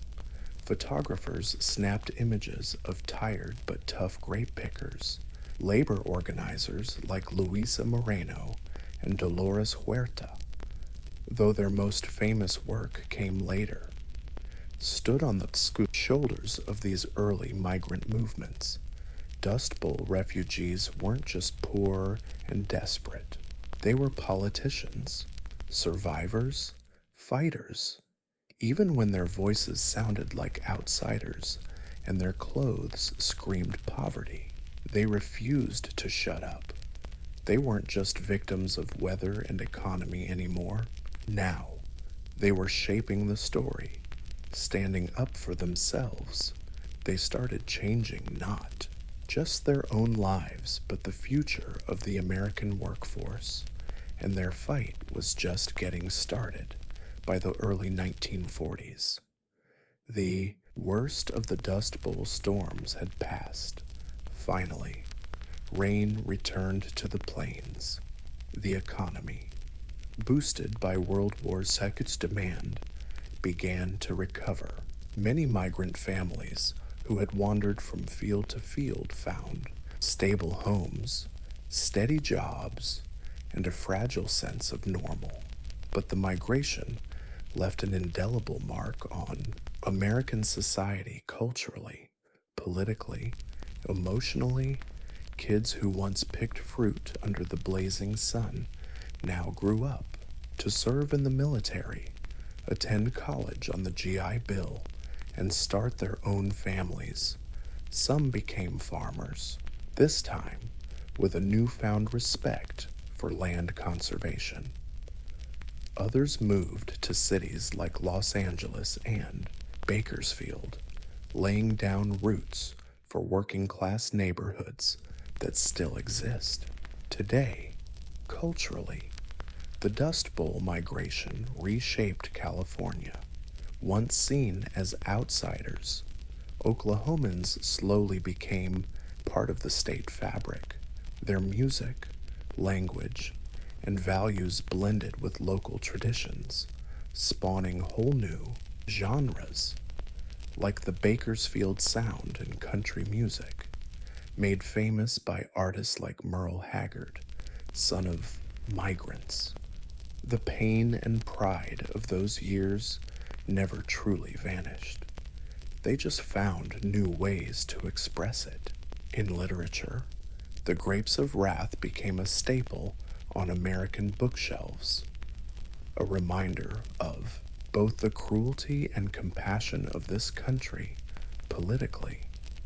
The Dust Bowl era helped fuel labor rights movements, land conservation efforts, and awareness of social welfare needs. The lessons weren't just historical, but environmental. The Dust Bowl taught America the dangers of abusing the land. Land preserves were created, farming techniques improved, and ecological management became a hot topic nationwide. The wounds left by reckless agriculture were deep, but not forgotten. And maybe the most lasting legacy is resilience.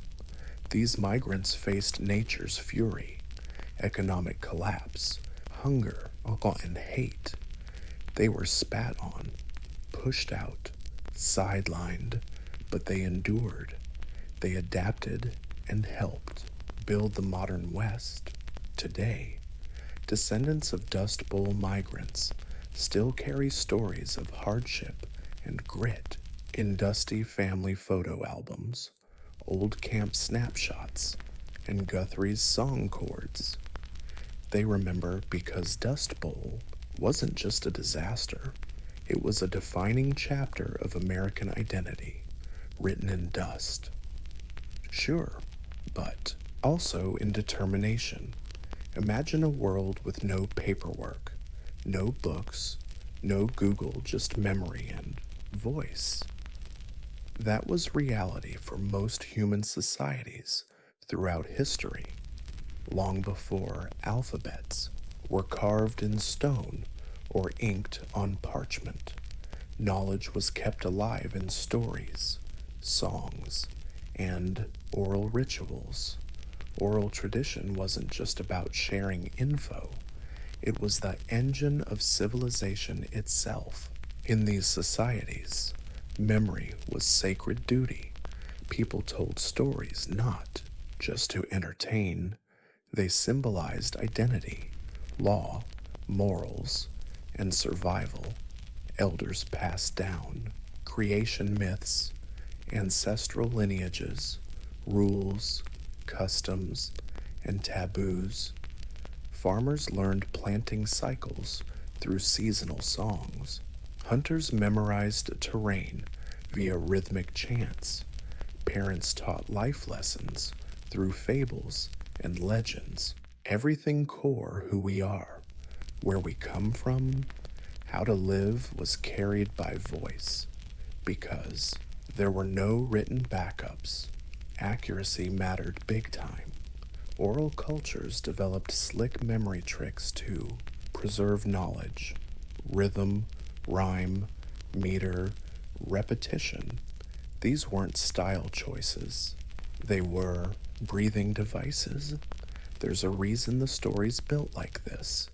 Hymns and epics were designed to be unforgettable, and believe me, they had to be. In a world where the past lived only in minds and stories, forgetting wasn't just a mistake, it was a full-on cultural crisis. But oral tradition never stays still. It's flexible and sharp. Every retelling carries the rhythm of the now. Storytellers tweak their tales for new audiences, or shift the focus depending on the situation. That's what makes oral knowledge both durable and adaptable, a living archive, not gathering dust on some forgotten shelf. It moves, talks, dances, and sings. The storytellers themselves hold massive social power. In many cultures, they're practically royalty. They aren't just performers, they're memory keepers, truth holders. In some places, they're spiritual guides or political advisors elsewhere. They carry the entire burden of preserving wisdom across centuries. Losing a master storyteller could mean losing a nation's history. Without writing, societies didn't descend into ignorance. They found other ways to thrive. Oral tradition keeps continuity alive over generations. It stitches time together, connects the dead with the living, the individual with the community, the past with the future, and in many parts of the world, that's still true. In Central West Africa, history is alive and being told. It sings, it remembers, it lives in the voice of movement. One figure is historian, storyteller, musician, genealogist, diplomat, and spiritual guide all rolled into one, across societies, stretching from Mali to Senegal to Guinea. Centuries of memory have been kept without writing a single word. The role of the griot isn't just cultural, it's essential for the Mandinka people and many others. Griots are the keepers of oral archives, entrusted with preserving the shared knowledge of families, lineages, and empires. They know who married who fought which battles, what treaties were signed, and the legends behind every village name. One poem can recount an entire genealogy spanning dozens of generations, recited without a single stumble. This isn't your average bedtime story. It takes years, even decades of intense training. From childhood, kids are drilled to memorize thousands of lines of verse, master complex melodies on traditional instruments like the kora, and grasp the historical, political, and spiritual meanings behind every word. Knowledge passes orally from teacher to student, from generation to generation. Griots often serve at courts, advising kings and chiefs. When a ruler makes a big call heading into battle, marrying into a rival family, or forging alliances, the head griot sets historical precedents, reminding leaders of past mistakes or old promises. In this way, griots aren't just entertainers but moral anchors. Their role ensures continuity, legitimacy, and wisdom in leadership, even in today's digital age. Griots still hold sway. They perform at weddings, funerals, naming ceremonies, and national events. Their stories remind communities who they are and what they've survived. Griots wield power through voice, the ability to maintain unity and identity across centuries of change. When colonialism tried to erase African history by ignoring oral sources, griots became living rebukes. They proved memory can survive without paper, and oral tradition isn't crude but profound. In fact, most of what we know today about empires like Mali or Songhai comes from this tradition, not colonial records, but wandering singers who never stopped singing. They're living libraries, time machines on the move. Without them, vast stretches of African history would vanish, thousands of years before compasses or GPS. Pacific Islanders were master navigators from tiny canoes. They, long before compasses or GPS, Pacific Islanders were basically the OG navigators from tiny canoes. They explored one of the largest oceans on Earth, hopping from island to island over thousands of miles. No maps, no written directions. Instead, they had oral traditions, deep knowledge passed down, not through books, but through blood, bones, and memory. At the heart of this tradition were the wayfinders, skilled sailors trained to read stars, ocean waves, cloud shapes, and bird flight patterns. Were navigators properly trained sailors using stars, ocean waves, cloud shapes, bird flight patterns, and even the color of the water to find their way? This wasn't guesswork. It was precise, tested over countless voyages, but it wasn't written down. It survived through chants, songs, and vivid imagery taught during years of sacred training. One of the most famous examples of this oral memory system is the star compass used by Polynesian sailors. This mental map breaks the horizon into specific points based on where stars rise and set. Each star had a meaning, a direction, and a seasonal timing. The navigators would chant these stars in order, committing the entire route to memory like a living GPS. But this knowledge wasn't just about astronomy. Sailors memorized island sequences, stories of past voyages, ocean swells, seasonal winds, and the oral genealogy of their lineage. Because navigation wasn't just about travel, it was about identity. Sailing across the ocean was following in ancestral footsteps, renewing the connection. With them on every trip, oral tradition also guarded cultural history. Mythic tales of great migrations, origin stories, and heroic deeds of legendary seafarers were retold with reverence. These stories weren't just entertainment, they were survival manuals. They told when and where to travel, where to find fresh water, which coral reefs to avoid, and which omens to watch out for when European explorers reached the Pacific. They were stunned by the accuracy of these navigators.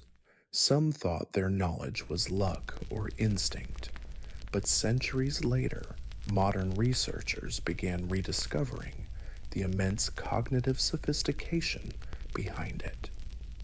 Today, Polynesian nomadic communities are reviving these oral traditions, training new generations in the art of navigation without tech, because in Polynesia, remembering means navigating, speaking means sailing, and forgetting means getting lost at sea. Long before writing had a place in Greek culture, poets traveled town to town, recounting epic tales that shaped Western literature.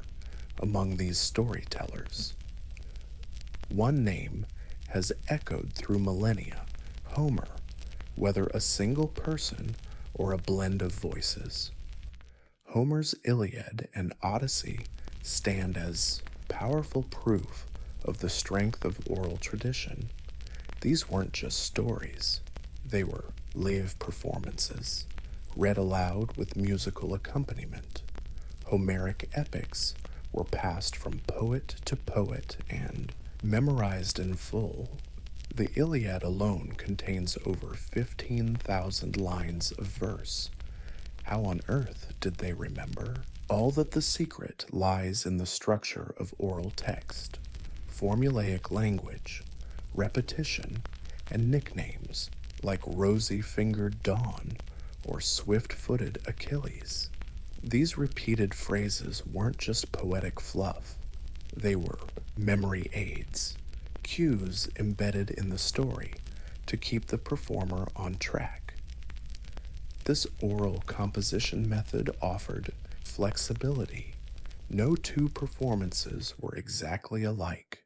Storytellers could expand or shorten the tale depending on the audience, weave in local heroes, or emphasize different emotional beats.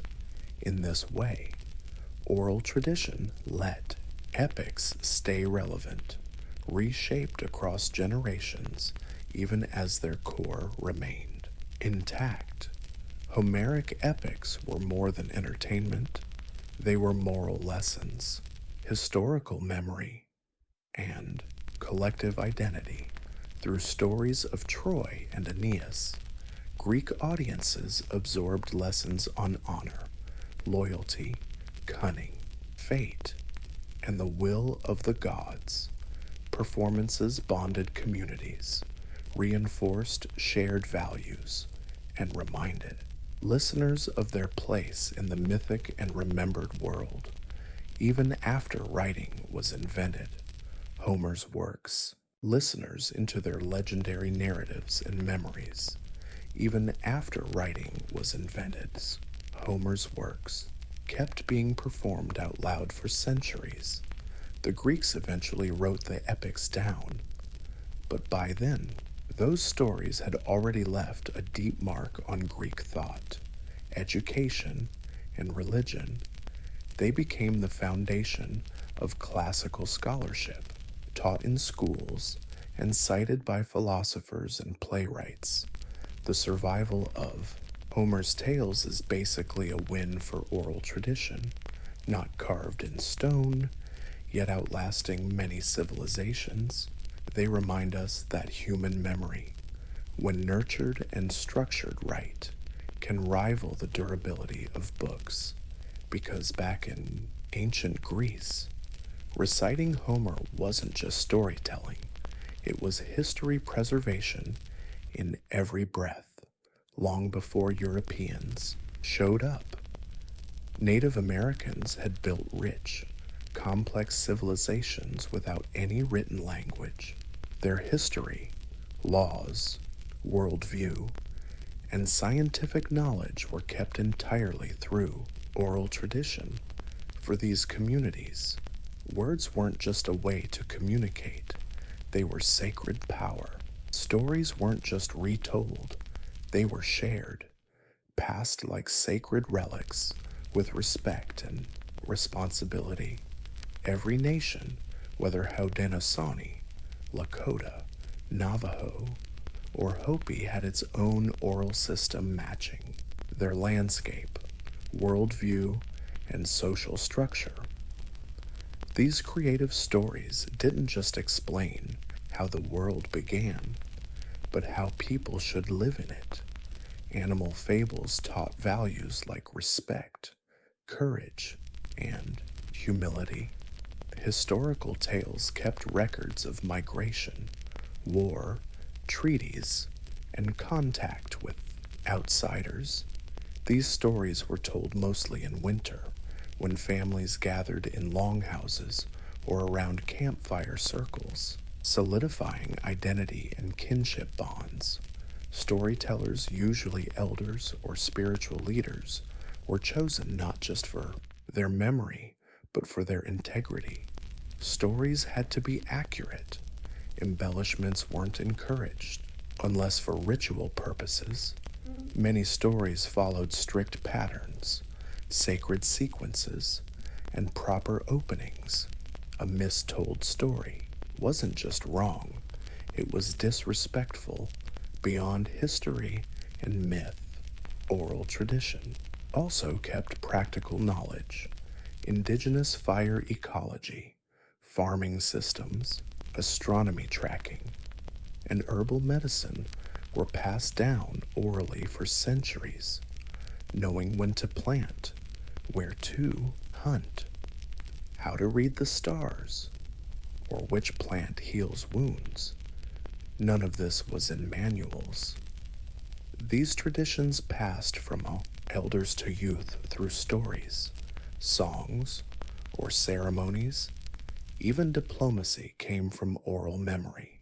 The Haudenosaunee Confederacy, one of the world's oldest democracies, relied on orally passed Great Peace laws, an epic constitution preserved through wampum belts and ceremonial speeches, not parchment. When European colonists arrived, they often looked down on oral culture as primitive, not realizing they were dealing with societies rich in intellectual and legal traditions. Today, in many communities, that oral world still lives on, despite centuries of forced assimilation and cultural upheaval. Indigenous elders still pass down songs, names, and wisdom. Some tribes are reviving endangered languages by bringing back storytelling rituals, knowing that when a language dies, so do the stories. But as long as voices endure, memory lives. And with it, nations endure. Long before holy books were bound in leather and placed on altars, sacredness was carried in spoken word. In most major religious traditions, the earliest teachings weren't written down but voiced, memorized, and preserved by devoted followers. Oral tradition isn't just communication. In these religions, it's the very medium of revelation. Take Hinduism, one of the oldest religions on earth. The Vedas, Hinduism's foundational texts, were passed down orally for centuries before being written. Sanskrit priests, called pandits or Brahmins, trained from childhood to memorize huge volumes of text down to every syllable and tone. The Vedas weren't just words. They believed these were cosmic sounds with universe-shaping power. Precision was key. Mispronouncing could mess with the spiritual effect. And so, reciting the prayers is done precisely, rhythmically, and with all due reverence. In Islam, believers see the Quran as God's words revealed to the Prophet Muhammad, not written down, but recited. Even today, millions of Muslims still memorize the entire Quran, an epic feat called becoming a hifz. Oral tradition here isn't just a footnote to the text, it's the main event. The Quran's melodic rhythm gets passed from teacher to student, keeping the spiritual meaning alive and linking listeners to centuries of continuous tradition. Christianity also kicked off with oral tradition, stories about Jesus, parables, early miracles, all spread by word of mouth. Before the Gospels were ever penned, early Christian missionaries went village to village, preaching to crowds, debating, and converting folks. Even after the New Testament was compiled, most regular churchgoers couldn't read. Faith was still something you heard, not read. People sang hymns. Sermons were preached. The Bible lived in ears before it lived in eyes. In Judaism, oral tradition forms the backbone of their teachings. The Mishnah and Talmud, key texts about law and interpretation, were originally preserved through complex chains of word of mouth. Jewish scholars debated and discussed teachings loudly, often memorizing thousands of lines before ink ever touched parchment. In faiths everywhere, oral tradition keeps the divine lively, dynamic, spoken, and sung. Even now, many believers continue these practices. People chant scripture, recite prayers, and whisper mantras, because, for the faithful, the sacred isn't just what's written down, it's what's heard. It's what's remembered and lives on in human breath, long before modern courts and printed laws. Communities worldwide kept complex, legal systems alive through oral tradition. Justice wasn't served by reading books, it was spoken, memorized, and acted out in these societies. Legal knowledge is a living memory held by elders, chiefs, judges, and councils who made sure fairness, duties, and punishments were remembered and respected. Among the Gaelic Brown community in Ireland, justice was entirely oral for centuries. Bryan's Law, a detailed and complex legal code covering everything from land disputes to honor debts, was passed down by trained legal scholars who memorized thousands of poems and precedents. These judges didn't carry books, they carried a legacy. They recited rulings word for word, referenced past verdicts, and used poetry to boost memory and keep consistency. In sub-Saharan Africa, many societies rely on elders and councils to enforce justice through oral systems. Among the Igbo, Zulu, or Ashanti, legal matters were settled in public gatherings where testimony was given. Witnesses recounted events, and judgments were made by consensus. Not writing things down doesn't mean no structure. Memory is law. Elders are archives, and the spoken word rules supreme. Similarly, indigenous communities in North America used oral justice systems to resolve conflicts and keep harmony. The Haudenosaunee Confederacy relied on mourning rituals and consensus decisions. Under the Great Law of Peace, a constitution was passed down orally and reinforced through wampum belts and shell beads.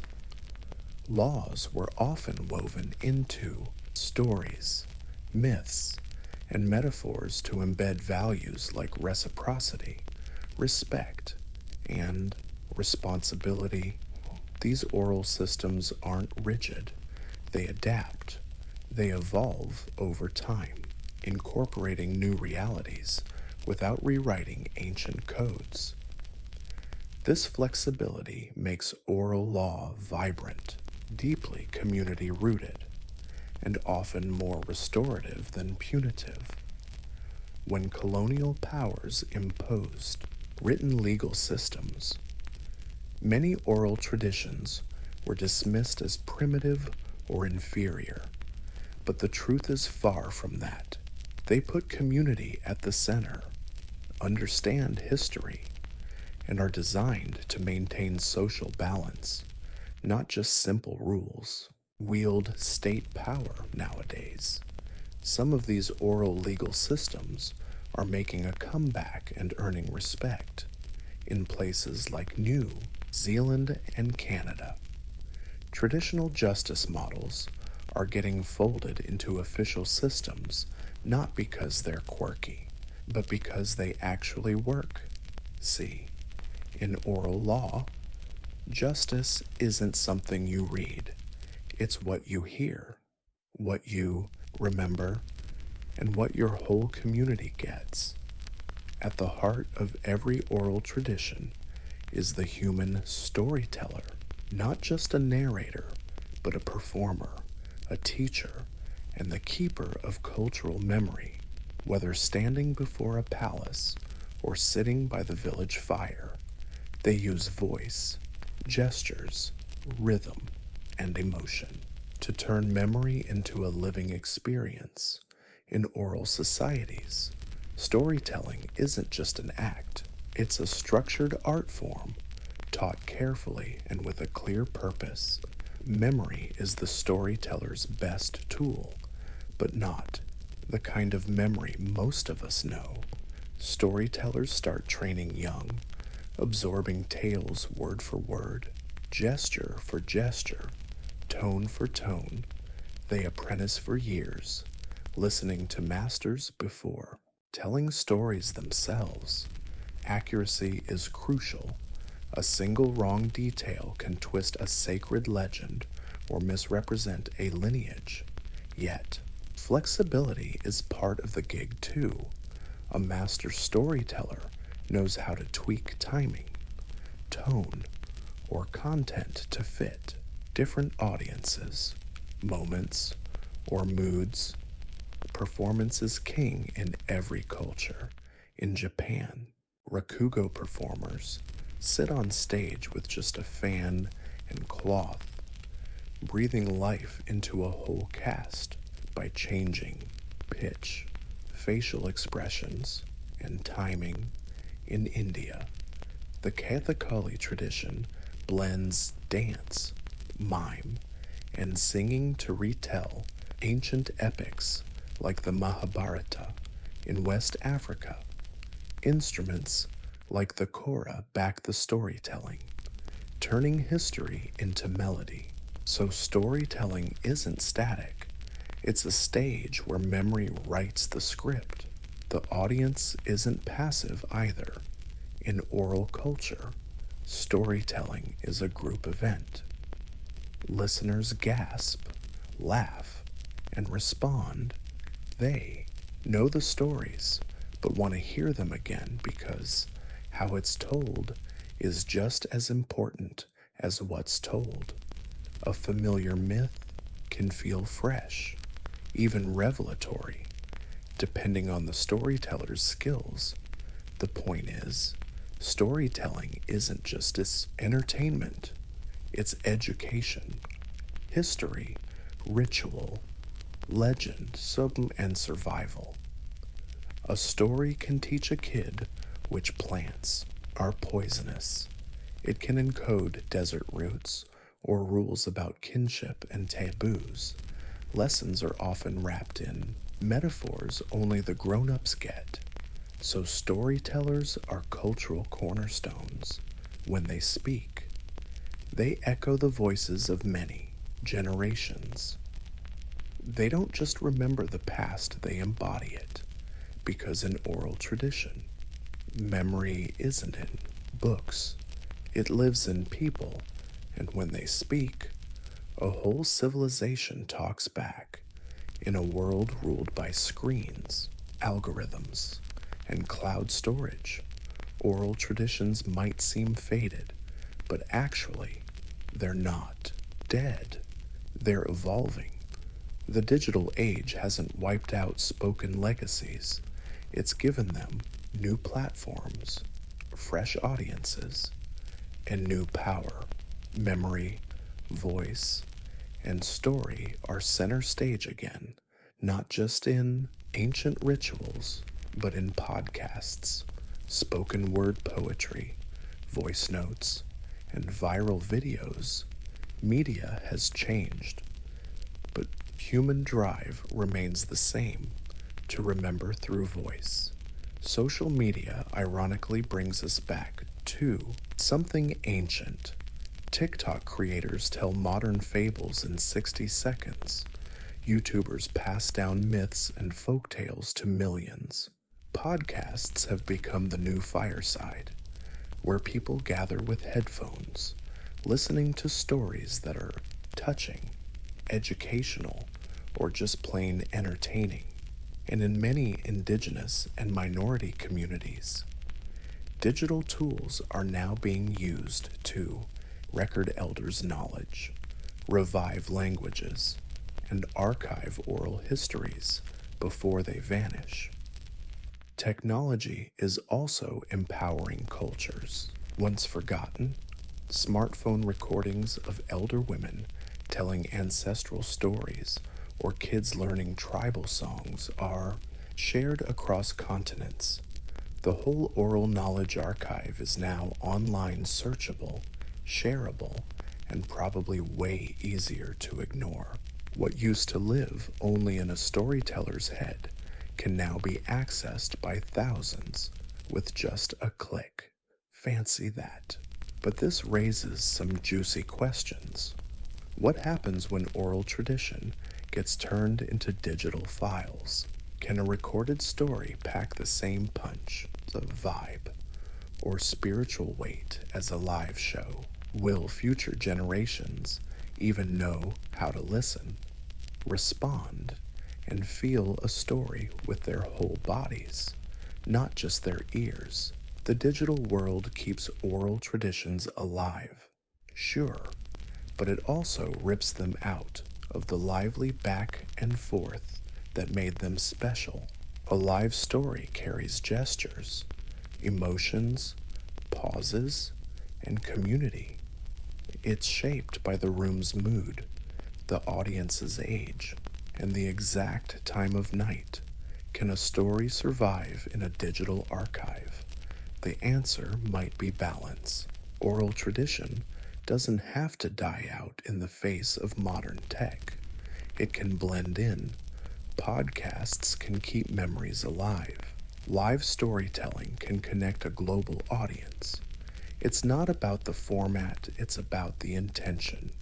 Because as long as people keep talking and others keep listening, oral tradition survives not as some dusty relic, but as a living bridge between past and future, and its next chapter will be written with voices, not ink. Meanwhile, deep in Egypt's western desert, beyond sand dunes rolling like ocean waves and sun-bleached rocks sparkling under the blazing sun, lies Siwa Oasis, a place of strange life and ancient mystery, surrounded by brutal wasteland. Siwa feels like a real mirage. Cool freshwater springs, clusters of date palms, and olive trees where none should grow. But what actually made this place famous isn't its beauty or isolation. It's the divine voice that once echoed from the sands. At this remote outpost near the Egypt-Libya border stands the temple of the thunder god Amun, a sacred site dedicated to one of Egypt's top gods. Amun wasn't just the Nile god. His reach spread across empires, merging with his son Ra to become Amun-Ra, king of the gods. But Siwa's oracle wasn't just some religious outpost. It was a spiritual lighthouse where people didn't blindly worship but asked big questions about fate and got answers, unlike the massive temples of Luxor or Karnak. The Amun temple in Siwa is modest, built from limestone and mud bricks, weathered over centuries by heat and wind. Its power lies in silence and secrecy. The temple hides in sandstone cliffs overlooking the vast desert. It feels more like a sacred whisper, hidden, intimate, and way stronger than any monument.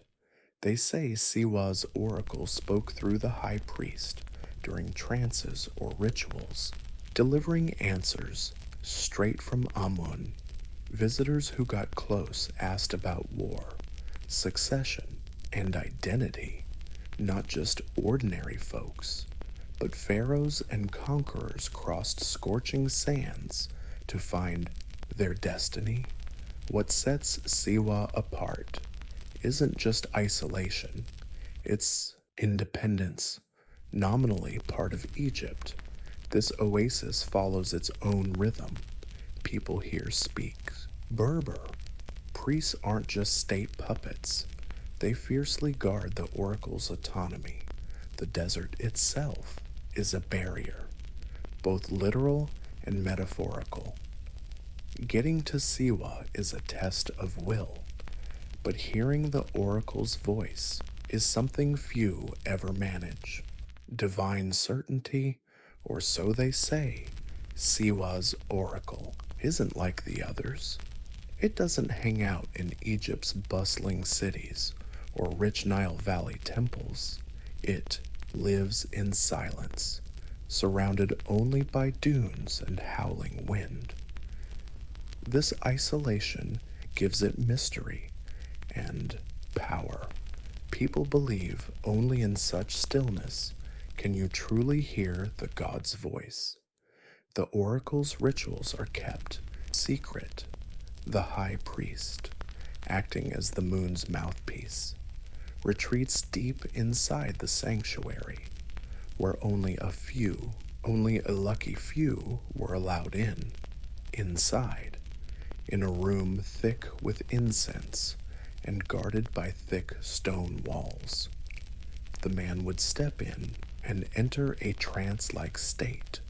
His voice was said to carry the weight of divine wisdom. Questions were asked in whispers. Once an answer was given, it was followed without question. The answers themselves were often cryptic, vague but full of meaning, like the Greek oracle at Delphi. The Siwa oracle rarely spoke directly. Its power lay in hinting guidance without sealing fate. But unlike Delphi, the Siwa oracle was deeply tied to the religious worldview of Egypt. It wasn't just a prophet, it was a messenger of a god and also a king. Pilgrims from across North Africa and beyond bravely made the grueling journey through the western desert to hear the prophecy. Merchants, generals, tribal chiefs, and even kings brought gifts: oil, incense, gold, hoping to score some divine insight for the toughest choices in their lives. Some came for personal advice. Others asked questions that could decide the fate of nations. The oasis itself added to the mystique. At night, the desert got so quiet and dark it was almost unreal. The sky was packed with stars. The wind through the palm trees sounded almost like voices. Visitors would report dreams, illusions, or sudden epiphanies after their visit, whether through ritual or suggestion. The experience left a deep mark, but it wasn't only the religious seekers who came. Politicians got the value of prophecy. Getting this blessing meant legitimizing their power, not just with locals, but across the entire Mediterranean world. A prophecy from Siwa could crown a king, justify a war, or build an empire, and soon enough, one man would test that power, carrying a question no mortal had dared to ask. Was he a god or just a king in 331 BC? A young conqueror rode into Stultus, the Egyptian desert, with a crown on his head and a question in his heart. His name was Alexander of Macedon, known to history as Alexander the Great. By then, he had defeated the Persian Empire in Egypt and was declared a pharaoh, but the title wasn't enough. Alexander sought divine confirmation not from men, but from gods. So he turned to Siwa. The journey was perilous. The route from Memphis to Siwa was nowhere marked on any map. It crossed blazing deserts, salt flats, and rolling dunes. Greek historians wrote that Alexander and his caravan almost lost their way, saved only by miraculous signs, guiding crows, or maybe sacred snakes slithering through the sand. Others claimed they were led by sudden downpours. A rare event in Such a dry land. These stories might be exaggerated, but they capture the legendary tone of the whole expedition. Why risk so much to reach the temple?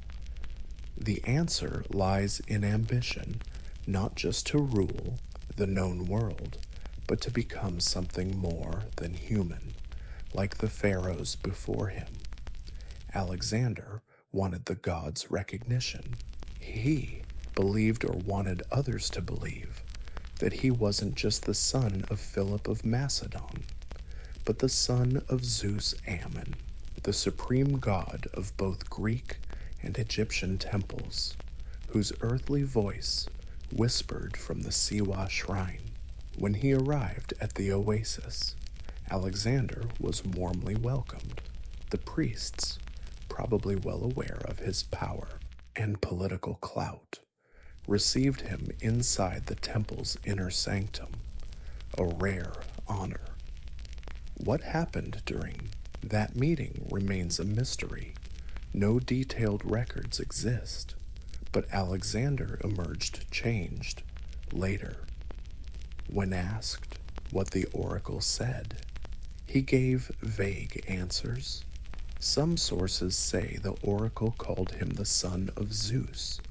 Others claim Alexander received prophecies of victory and divine favor. Whatever the truth, said Alexander received a prophecy of victory and divine favor. Whatever the truth, Alexander's behavior changed. He started seeing himself as a semi-divine figure, revered not just as a king, but as a god in human form. The desert gave him more than answers. It gave him a legend, and once a myth is set, it can move armies, build cities, and reshape empires. The temple spoke, and Alexander never looked back. The temple of the god at Siwa stood at a cultural crossroads, not just geographically, but spiritually too. Ammon had long been one of Egypt's top gods, but when Greek influence spread into Egypt, Ammon got a makeover in the Mediterranean imagination.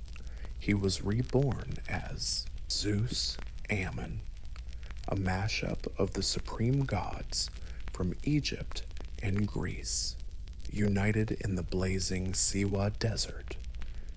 This fusion wasn't just symbolic. It reflected a bigger blend, mixing beliefs, images, and rituals whenever empires collided. To the Greeks, Zeus was king of the gods, lightning-wielding, bearded, and all-powerful. To the Egyptians, Ammon was hidden, invisible, mysterious, the breath behind every creature. He was often shown with ram's horns, symbols of truth, power, and divine presence.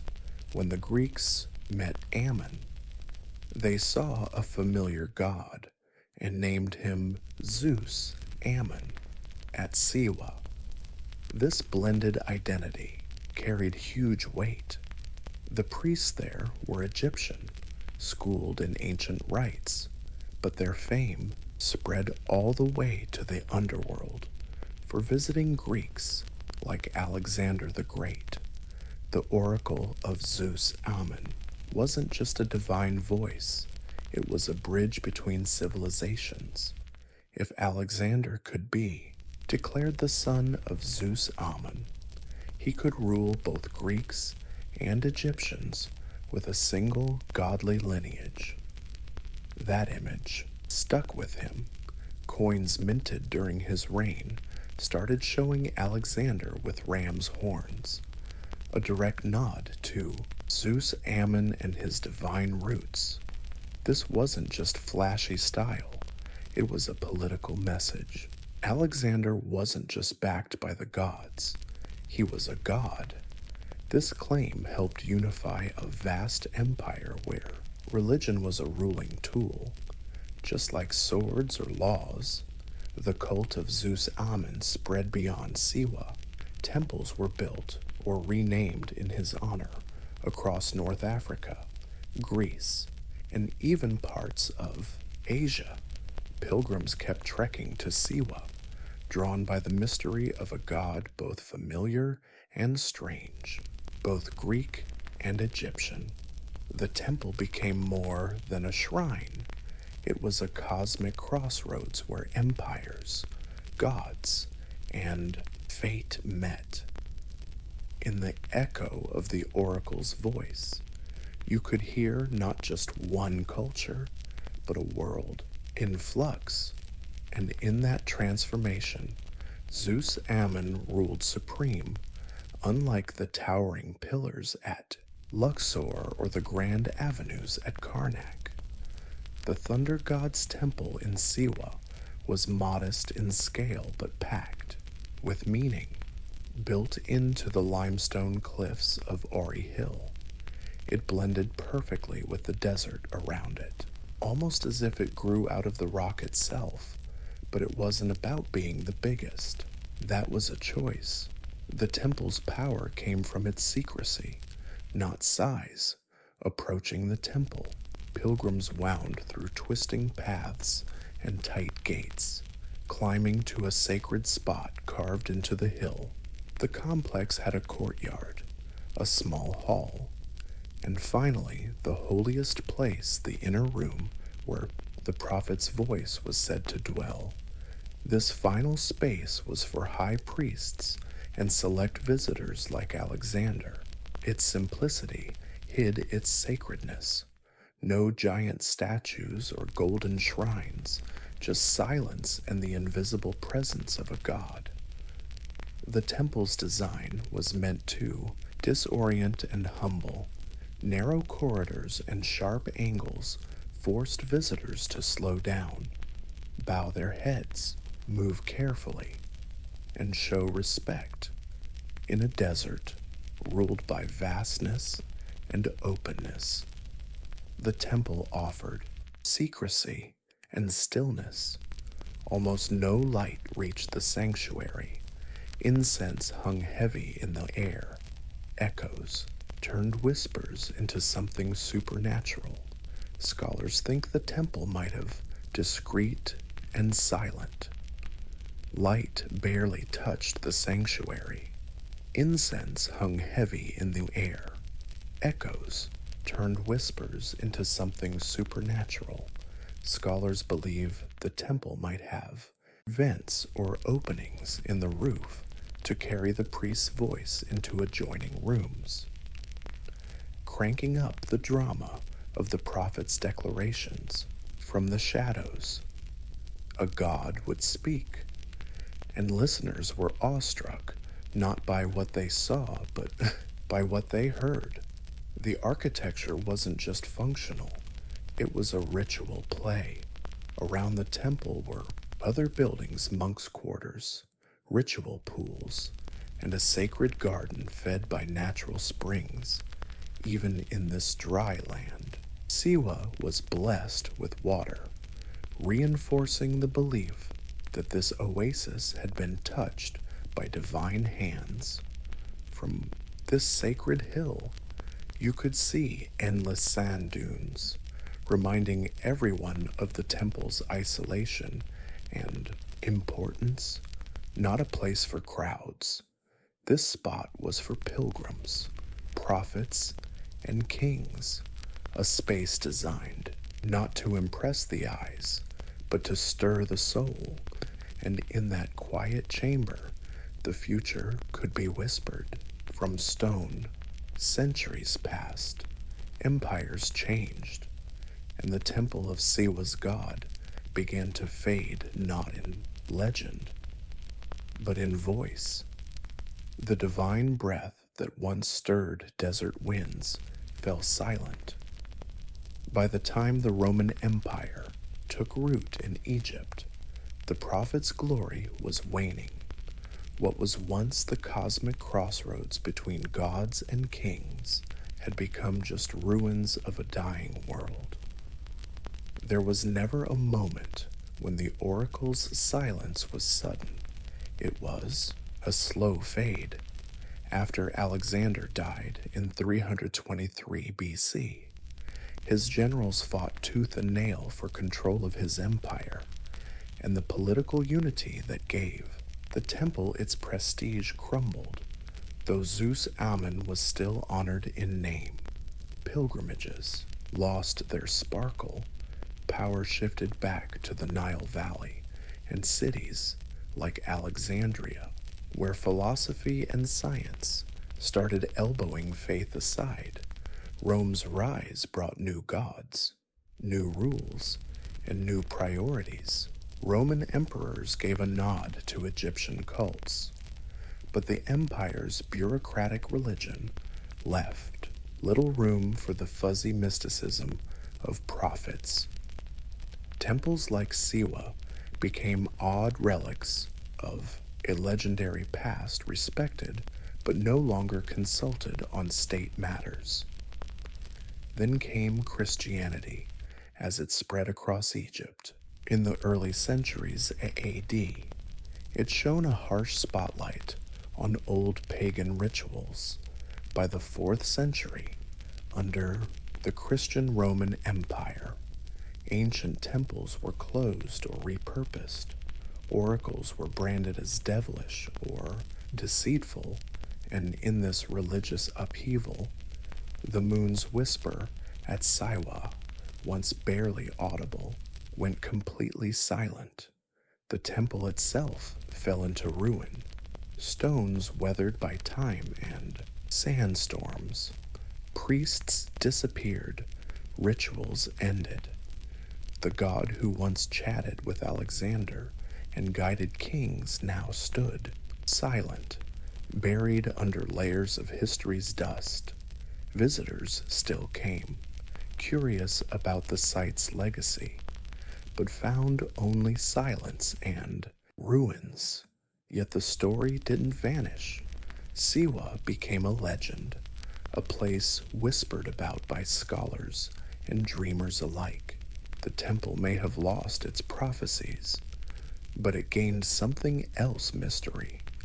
In silence, the temple grew immortal, not in prophecy, but in memory, not through sound, but through stone. For centuries, the temple at Siwa lay, hidden from the wider world, not buried in rubble, but forgotten. The oasis still had people, life carried on peacefully, but the once sacred temple was no longer a pilgrimage site, its walls weathered by endless desert winds. The legends, though still told by locals, slowly faded from global memory. That started to change in the 18th and 19th centuries when European explorers and scholars got swept up in the craze for ancient Egypt and turned their attention to the western desert. Siwa was tough to reach, isolated by harsh terrain and grumpy tribes, but in 1792, the first recorded European, an Englishman named William George Brown, bravely made the trip. Others followed, lured by rumors of a lost oracle once visited by Alexander the Great. By the early 20th century, archaeologists and historians began serious digs. The Akari Hill complex was identified as the likely site of the Temple of Amun, small but matching descriptions from ancient texts, a central chamber with thick defensive walls and a panoramic view of the surrounding oasis. The temple isn't huge, but it's exactly where history took notes. Excavations were limited and cautious. This spot's been eroded over time, yet some stone structures and inscriptions still cling on, scattered as they are. The architecture tells quite a story. A stone altar, traces of columns, rooms aligned with the stars, Every clue screams that this windy ruin once housed kings and gods alike beyond archaeology. The myths of Siwa grab attention too. The idea that Alexander stood alone in this desert sanctuary, hearing words that could change an empire, has fired up imaginations for generations. Poets, historians, and travelers have romanticized this trip, blending fact and legend into a timeless tale. Today, visitors come to Siwa not for prophecies, but to soak in the silence. The temple, though weathered, still stands, stones faded by the sun, walls crumbling, but the vibe around it echoes something ancient, something unresolved. The ruins don't need words to speak. They talk through presence, through mystery, and in Siwa, the stones remember what the world once forgot. Though the temple no longer channels the gods' voices, the Siwa oasis bursts with life, culture, and memory. It's not just some forgotten outpost. Siwa is a living community. It's people guarding a heritage that's thousands of years old. The oracle may be silent, but the traditions it inspired still ripple through language, rituals, and the town's rhythm. The Siwans speak a distinct Berber dialect called Siwi, unique in Egypt. It's proof of the oasis's ancient roots. Oral storytelling remains vital, just like in the oracle's day. Elders pass down myths, family histories, and local legends, blending Islamic faith with pre-Islamic customs in subtle ways. Many Siwans still recount stories of Alexander's visit not from books, but from memory. Siwa's architecture also carries the past's imprint. Traditional mud brick buildings, cool in the desert scorch, line the town, and the ruined Shali fortress, made from salt and clay, still looms over the oasis like a ghost from another era. These structures' design reflects a continuous form and function unchanged for centuries. The sacred geography of Siwa still holds power. Nearby springs and lakes remain revered. Cleopatra's Pool, a natural spring, said to have been used by the famous queen herself, is still a popular spot for locals and tourists alike. Rituals tied to fertility, harvest, and healing continue, often mixed with Islamic prayers, but rooted in older traditions. Even marriage festivals, like the annual celebration at Gabal Dakar, preserve elements of Siwa's spiritual past. Families gather, songs rise, and arranged marriages happen, unlike ancient gatherings at the temple, where people sought guidance, not just for war and kingship, but for life itself. Modern Siwa has become a quiet pilgrimage spot of a different kind, where folks pray for prophecy, but also peace. Visitors escaping the chaos of modern life stroll among palm groves, soak in desert silence, and reflect on times when God spoke from stone. Siwa reminds us history isn't just in books or beneath the earth. It lives in people, customs, memories, and through them, prophecies still whisper, not with thunder, but in hushed tones. The temple of the Siwa god may no longer exist in its glory, but its legacy survives in legend, memory, and the minds of those seeking meaning beyond the written word. For centuries, its voice guided kings, People sought guidance not just for war and kingship, but for life itself in modern times. Siwa has become a quiet pilgrimage spot, a place where folks pray for prophecies, but also for peace. Visitors escapes the noise of modern life to stroll palm groves, soak in desert silence, and ponder the days when God spoke from stone. Asiwa reminds us history isn't just in books or buried underground. It lives in people, customs, memories, and through them, prophecy still whispers not with thunder, but in hushed tones. The temple of Siwa's God may no longer shine in its glory, but its legacy survives in legend, memory, and in the minds of those seeking meaning beyond the written word. For centuries, its voice guided kings and comforted pilgrims. Its silence today only deepens its mystery. Few places in the ancient world hold such a sacred vibe, a space where questions weigh heavier than answers, and silence feels holy. The prophecies of Siwa live not only in revived rituals, but in the stories we keep telling. Alexander the Great's visit. It's still one of the most fascinating crossroads in history, a mere mortal buried in sand, desperately trying to prove who they are. Whether the oracle actually declared him a god or just let him believe it, the outcome was the same.